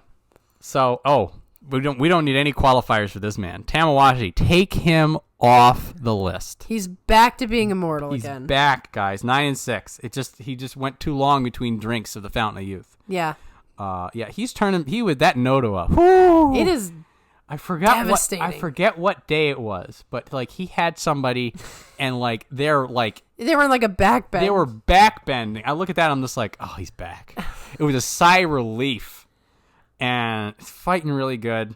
His match with Ryuden was brutal, though, man. That was the match where I had to like stand up and take a lap. Yeah, that was that crust again. All of these near misses were misses. Thank goodness. I really was worried about him after man. that, yeah. And then he took my fears away. But I'm like, yeah, he was like gassed at the edge and then gets crushed. And yeah, the wind's knocked out of him. Oh. So I don't know if this is Sanyaku Tamawashi anymore, but because there were a couple of times people were able to stand and deliver with the power. 39 years old. What an impressive man. I think Ichi Yamamoto was one of the people who are just like, I'll give it as well as I get it. Yeah. Which is one, props for Ichi Yamamoto. Two, showing that Tamawashi in his prime, nothing stands in the way of that. Right. There was nothing. He would just swat him away. So maybe a little off the pace, but like this is off the pace from Kamasubi Tamawashi. Right. So we're not at the pinnacle anymore. But no, we're still and he's going to go up, so we're going to get to Comfortably. see him fight some higher opponents. He's going to be scrapping with the big boys again. All those lower dudes are going to be gone. So, well done, Tamawashi. Great to see you again. Hope to see more. Keep it going. Don't forget to. Well, I think actually what this does tell us is that this was an injury and it wasn't anything else. Because now just him. Now that the injury's gone, he's back to crushing fools. Yeah, so, he doesn't age. Takarufuji unfortunately does age. And this has been coming for a while. Yeah, this 6-9, this at Megashira 13 East. Good news for him, he's still in the top division because the lower crap is such a mess that he's should safe. Be okay. He is safe. So we're gonna get him in January. But yeah, a bit of lethargic sumo. Yeah. Getting outworked a lot, and then like a few losses that you're like, ooh, like here's a Roga loss. That's rough. Not good. You don't want that. The Shodai lost on the last day. They're both Makakoshi. He's fighting. So it kind of like, it's fine. But a lot of his losses were just getting outworked, getting outfought. Can't really. Well, I mean, you've got the issue of he's probably getting more and more tired every tournament he fights. He's definitely got injured legs. And as we've speculated many times, it's just possible that he's sticking around for the sake of Terunofuji. You might get like a double retirement or something. Possibly. So I will say that he did have. There are a couple of times that he did some real good stuff. When he fought Kotonowaka. I was gonna say when he fought the newbies. Yeah, well, that was some like return to form strongman sumo stuff in that win. Also, the Tohaku match was hilarious because Tohaku just slapped into Takayasu for like 10 seconds, and Takayafuji's like, "Are you done yet?" It's like, I got things to do. Dude, it's just like, you can keep going if you want, but I'm just gonna drive you out now. I let you have your moment. And it was, I might have been actually busted out laughing. Because he's going, yeah, he's doing like that. And Takayafuji's literally looking at him with a side eye. I know. Glance. He's just like, what are you doing? Oh, yeah, the Gyoji's yelling. I guess I should go. Yeah.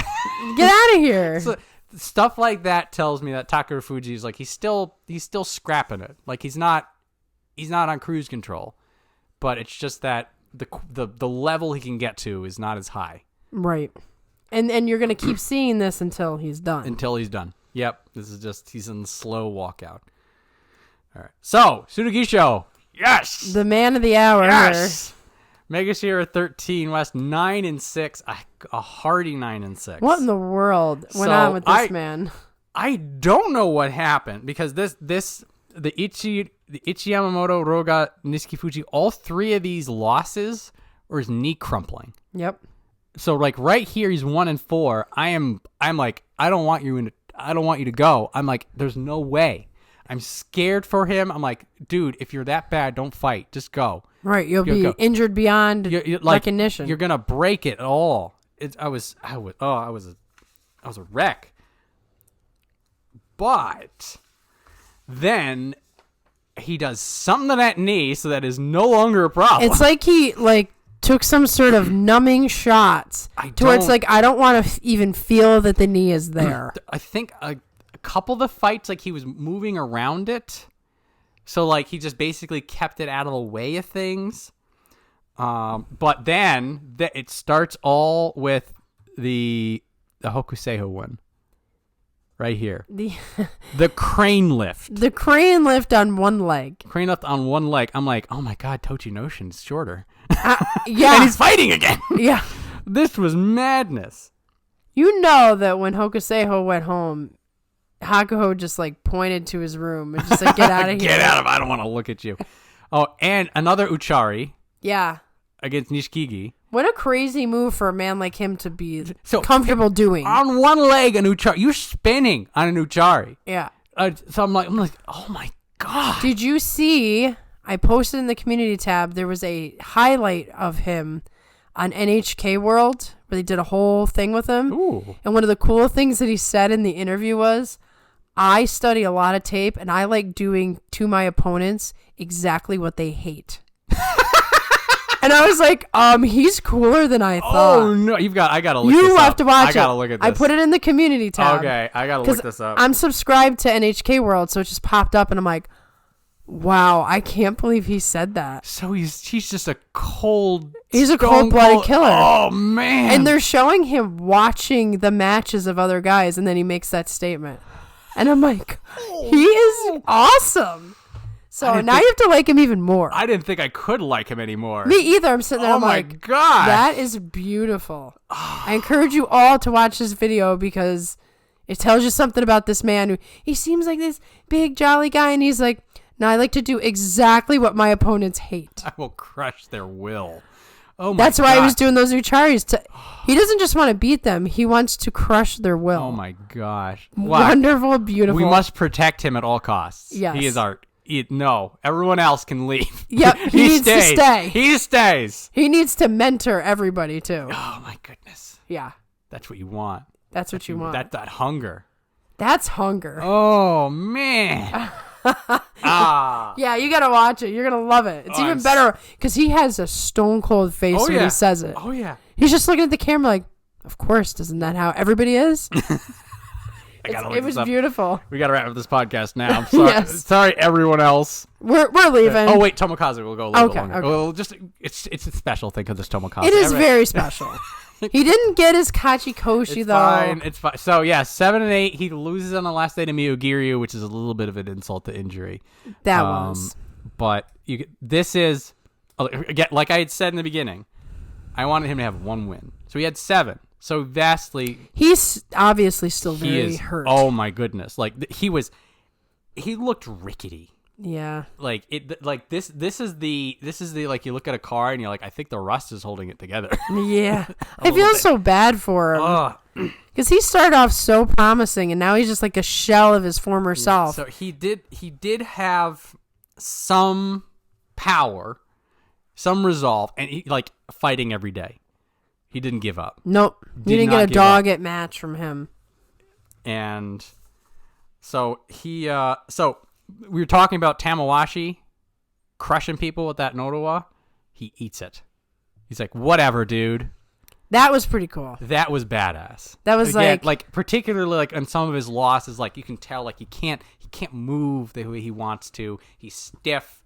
He's reacting not really all that well in some of his losses. And then but to pull off a 7 and 8 in that condition. That's the positive. Yes. I agree with you fully. And so, like, he has the skill, he has the power, he has the mind for it, and it's just like, this is all my body can let me do, is the 7 and 8. So, I feel like in time we'll get more.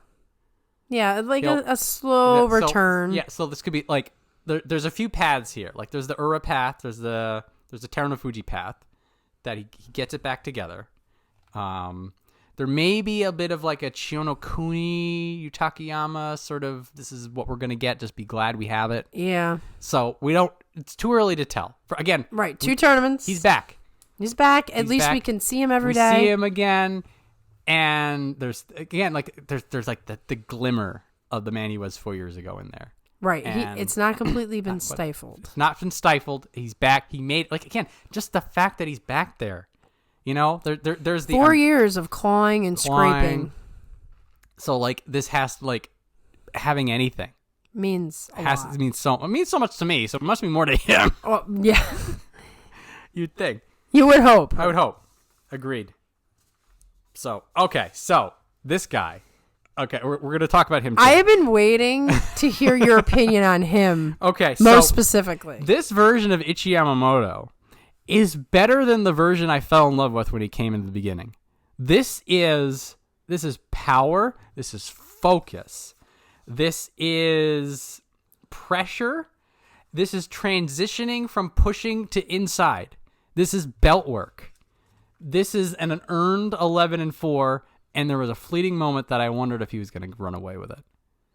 I know, and that was really strange because this had been the guy who was hanging around at this position, getting his butt handed to him, going down to Juryo, and now this man does this after winning the Juryo Yusho, so it's almost like a 2-tournament thing. I was looking, I'm just like, it'd be great if you just back-to-back Yushos in 2 divisions. That would have been, would have to have been some kind of record. Yeah, for a moment there, he was 8-1. He was tied up there. Yeah. You look at the matches, and the one probably that hurt the most was the Sadanoumi one. That one was a little rough for him. Midori Fuji. I mean, he had a potential to beat Midori Fuji. He's still 11-4. Still Beach Ryuden. So the Tamawashi fight, I mentioned this before. The fact that Tamawashi goes into him guns blazing, and he just guns blazing him back, and he wins. Yeah. So probably for me, looking at this stuff, the win against Takayasu for me was the biggest one. Now, beating Takayasu, we just talked about how he was gearing down. So he goes in and he shoves him. That doesn't work because Takayasu still has pretty good defense. So he creates distance. He baits a lean out and he slaps him down. He changes the game plan. That's what he's needed all this time. We talk about Abi needs to mix something up. Ichi Yamamoto may be that kind of an idea. Now, not a copy paste, even though they're Ichi Yamamoto being the store brand Abi is still just as funny. And by the way, he's going to go all the way up, and Abi's going to go a little bit down. They may actually fight each other. Are we going to be able to tell who's who? No, I'm kidding. I'm kidding. Ichiyama has a blue belt. That's the only difference. Right. They're twins. They're twins. No, but there is something to this idea of baiting. I like the bait. Try to lure your opponent in for something and give them something totally different. That is a strategy thing. That's because it felt like some of the matches, particularly when he was injured, he was just like, I'm just gonna push and I'm gonna hope it's gonna work. And then like he scrambles, and I think there was one tournament that like he had a Kachikoshi on the scramble, and I'm like, okay, like you got lucky, man. Got lucky. It's not gonna work for you.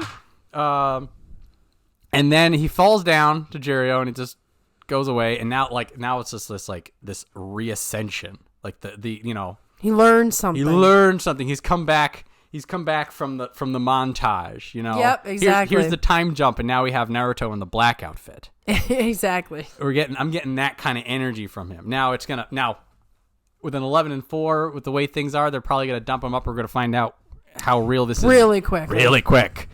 So this similar to what we were talking about at Atamifuji. We're gonna find out if he's a real deal real quick. Right. Atamifuji was the real deal. Now is Ichiyamamoto gonna be the real deal? Still remains to be seen. But I have, again, like, this is even better than he was when I saw him. I'm like, ooh, he's cool. So that's positive. I'm extremely hopeful. We'll see what happens to my hopes and dreams in January. But a lot of times they're crushed. A lot of, you don't go into sumo because you don't like getting hurt. Excellent point. Speaking of getting hurt. He got hurt. So, for Tohaku, I will say this. He made it to the top division. Well done. I don't know how. The almost exclusive pull sumo. Fight your brand of sumo, I guess. Very odd one-trick pony. Fascinating. Like, you look at him, you're like, huh. What's this? Confusion. Well, he might be very good at pulling. So, my theory is that Juryo actually is not nearly as cracked up. And it's going to gas some guys up, make them think that they're better fighters than they are. So, now he has some pedigree from college, and apparently he's a friend of Mitakeumi. Oh, okay. Or they're from the same school. When Mitakeumi smoked him, he did the very traditional and nice for Mitakeumi, the handoff thing. And it might have been Katamiyama who had made mention that they're from the same school. Or maybe it was in the broadcast. There did seem to be a friendliness to the end of the match. So Tohaku has some pedigree, and he's been a career Juryo guy. He fought his way up. Again, he earned his spot here, and he's going to earn his trip back down, because I don't know how you're going to have a path to success if you pull all the time. Maybe it was just a tactic for the top division because he found himself outclassed. I think this is his deal. Well, yeah. Again, he needs to learn the katatsukashi. That's my answer. If he gets the katatsukashi, he doesn't have to pull. He can twist you. He can twist. It's like you could do stuff with this. Pulling is never a good idea. No, but he got 5 wins off of it. So that's something to say. They were against Nishiki Fuji, Roga, Sadanoumi. That's a bigger deal. Shimazu Umi is the guy. So here's the thing. Who's trying to take his place. Shimazu Umi is gonna come up, and Tohaku made him look like he didn't belong, and Tohaku doesn't belong. What is Juryo going on about? What do I don't want. What's going on in Juryo, guys? Yeah, well, there's some people who listen to the show that are very familiar with Juryo. They'll let us know. Yeah, well, I can tell you what is going on with Juryo is that we're gonna have 2 killers coming up in January. But anyway, so Juryo's not always such a So Tohaku, thank you for the spectacle, I guess, to be charitable. I like your idea of you take this and you spin it, and then you just become this really weird. Like a Tobizaru. Like a counter fighter. There's something going on. Counter fighting could be a thing. If you're good at it, yeah. Why not? This is also, this is the first time I've seen him outside of the occasional Juryo. Well, that's the problem is we don't have a good access. We're 42 guys. Yep. It's what it is. It's what it is. It's our limit.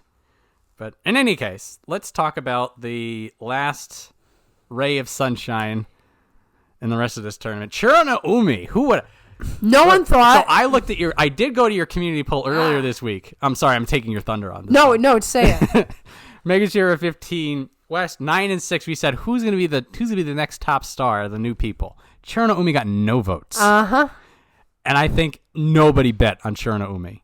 Not even like his stable master, not the NHK guys. Nobody thought anything of this man. They all looked past him. I looked past him, I believe, because I looked at his record and like he just barely scraped by. He was like the one where they could have saved Aoyama, but they're like, no, we're gonna give him a shot. Yeah, him and Kotonowaka. I'm just like, you really brought those guys up instead of this guy? But what do we know? Well, see? Well, Mr. Forehead Bandage was a treat to watch. He outgrapples Endo. Endo's having his days with it, but still tall order. Out reversals Sadanoumi. These are veteran guys. So those are the ones I look at that and I'm like, you belong here. Right, exactly. You're beating these people on their terms. And you're a new guy. And you've got a real good defense. He's got good sumo instincts, a lot of belt fighting, a lot of hunger, a lot of fire. Yeah. Like, I feel like he's got a lot of new fans, a lot of people who didn't expect us were like, I like this guy. Yeah, I can't wait to see him again now that I have more of a focus on him. Yep, I'm looking forward to him already. Again, we always say this, I love to be wrong. Yes, I love to be wrong about looking past him because he has shown me something special. I hope you all love to be wrong because you were all wrong. Everybody was wrong. Every single person in the world was wrong. Oh my goodness, nobody. He shocked the world. That was this is the underdog win of the 9 and 6. You gotta have these, you know? Yeah. So I am a little scared that now everybody knows the trick and everybody's gonna be looking at him. But January's problem. For now, I'm gonna be happy to meet him. Right. For now, be positive about it. Well done, Terunofuji. And the rest of these people are going to be in Juryo. Goodbye. Goodbye. For different reasons, or similar reasons, as may the case may be. Roga, this one hurt me. He was my pick for the new hot person. 16 East, 5 and 10. This is 150% nerves. Yeah. This is pressure. This is stress. This is not knowing how it works, because he was out grappled and outmaneuvered constantly, and that's his bag. I'm just like, so you mean you look at this and some of these people, okay, maybe they're gonna beat him, but at the same time, like, this is the guy sort of supposed to have it together. Well, I'll say this: he was, Juryo won and scraped him with an 8 and 7, and I don't ever think that's a good sign. That was not the best way to come in, and some of it was that I was looking at the consistency that he had 8 and 7s, 9s and 6s, but like that was this guy has not had a Makakoshi in Juryo. Maybe he's just a real slow gear, but he hit the wall. Well, that does happen to some guys. So, like he could bounce back from this after getting that. I will remind him of Atamifuji, who when he first hit the top division got bullied right back down to Juryo, and now a year later is one of the hottest things to hit the top division. So exactly, Roga, just gather, regroup, don't worry about it, and then maybe a 9 and 6 or a 10 and 5, and it'll help a little bit on the way out of Juryo. Well, maybe after getting beat up like this, he'll go to Juryo and he'll be stronger than ever, and he'll beat everybody up down there. Some people they just need that humility a little bit of like, ooh, I have something to train for now. I got to work harder. Now I know. Now I know what I'm up against. Now it feels like. So this sucks. Nishiki Fuji really sucks. Ran out of Banzuke to try to scrape it together. That's 6 and 9 at 16 West. He is done. Yep. And that's with the freebie. He's still injured. He's still scraping by. We're looking at a possible Takayasu situation. This is what it is. It's so quick. He's still so young, and this is hitting him. That's the worst Cut part. down before his prime. When it's a young guy. Yeah. So there's still some promise. He had some really, really strong all or nothing tachiais that he would just knock someone out of the park. And when he was doing some of those, I'm like, ooh, maybe there's a little bit of something here. Maybe he'll put it together. Maybe he'll put it together. But a lot of their stuff was just like an all or nothing rush. Like he put everything into it, and if he doesn't get them out, then it's done. It's done. Yeah, it's like once things get underway, the attacking, the defending, nothing really pulls together.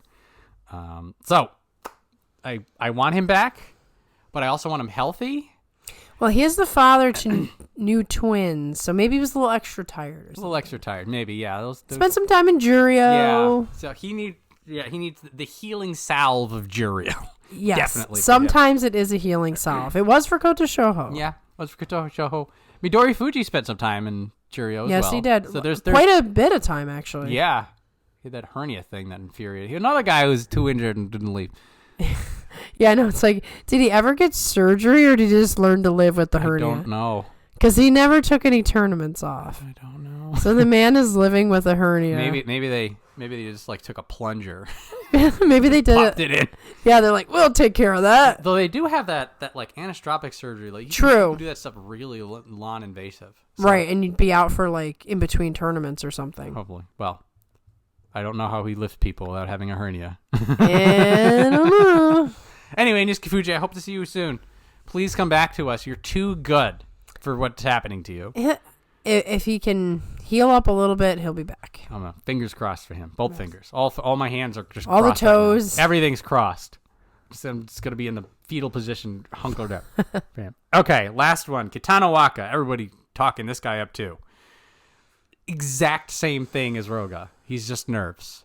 The 5 and 10 was just him finding himself out of his depth, and he just needs to get slapped down and come back up. And that's all that this is. I mean, he's in the final spot of the Banzuke as it is, so that's a tough spot. It's in the back of your mind all the time. His Tachiai was very tentative. Mm-hmm. This is the not sure what to do. And that's the biggest change between Juryo and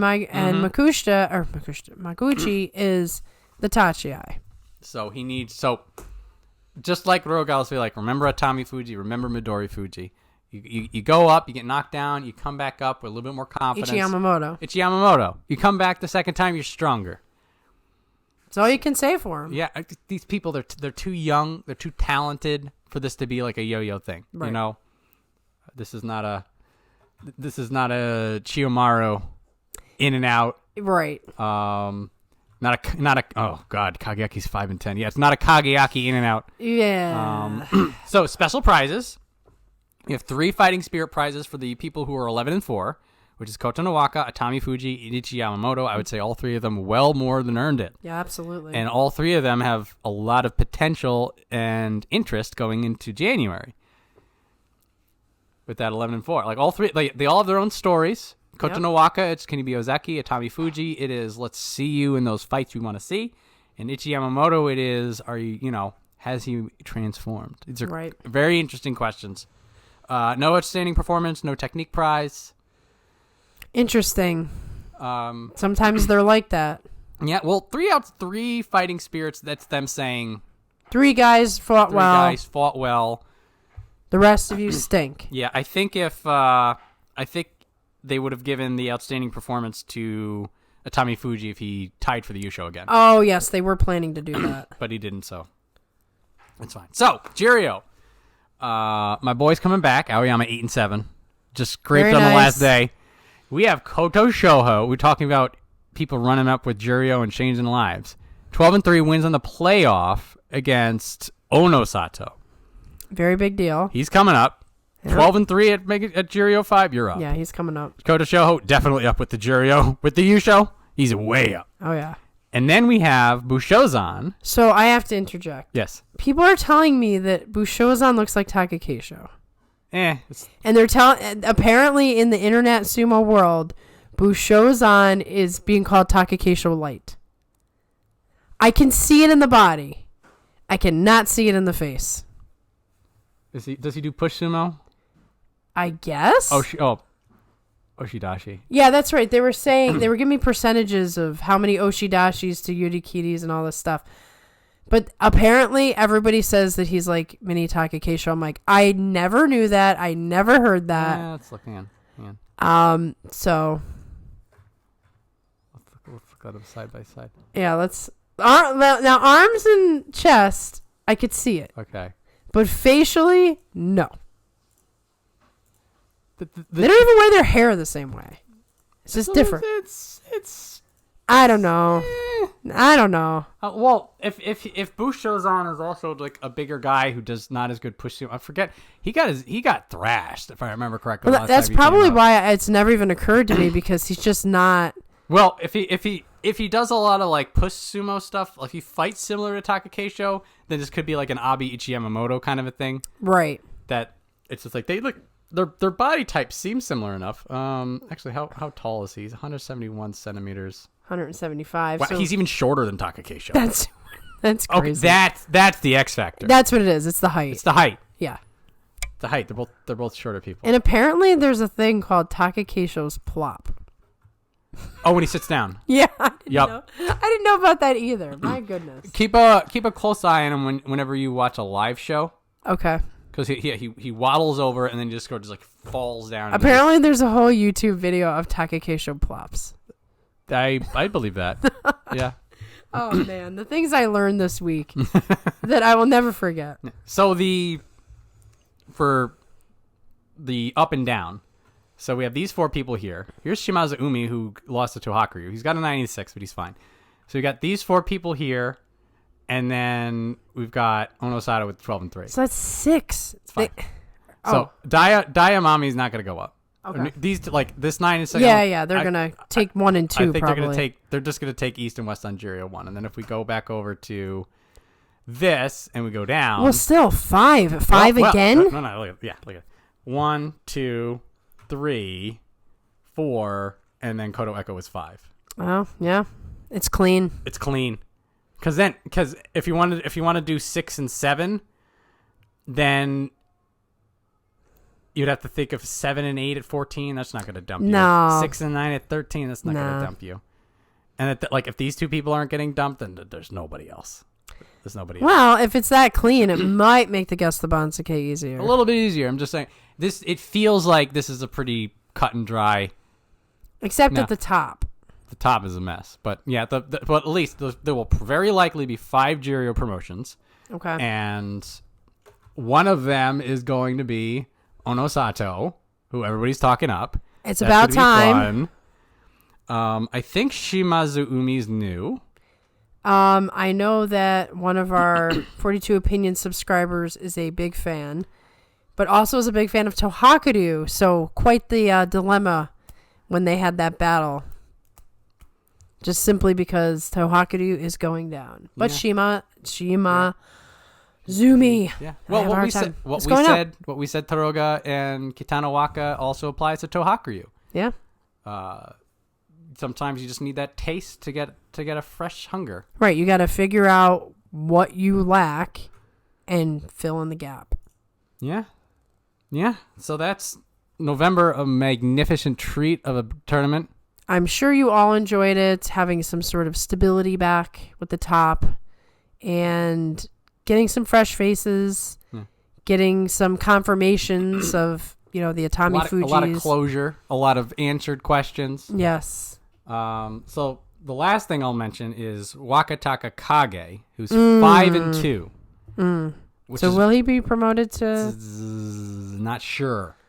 The there's a lot of people higher up than him that also did pretty well, and so the difference between a 4 and a 3 and a 5 and a 2 is.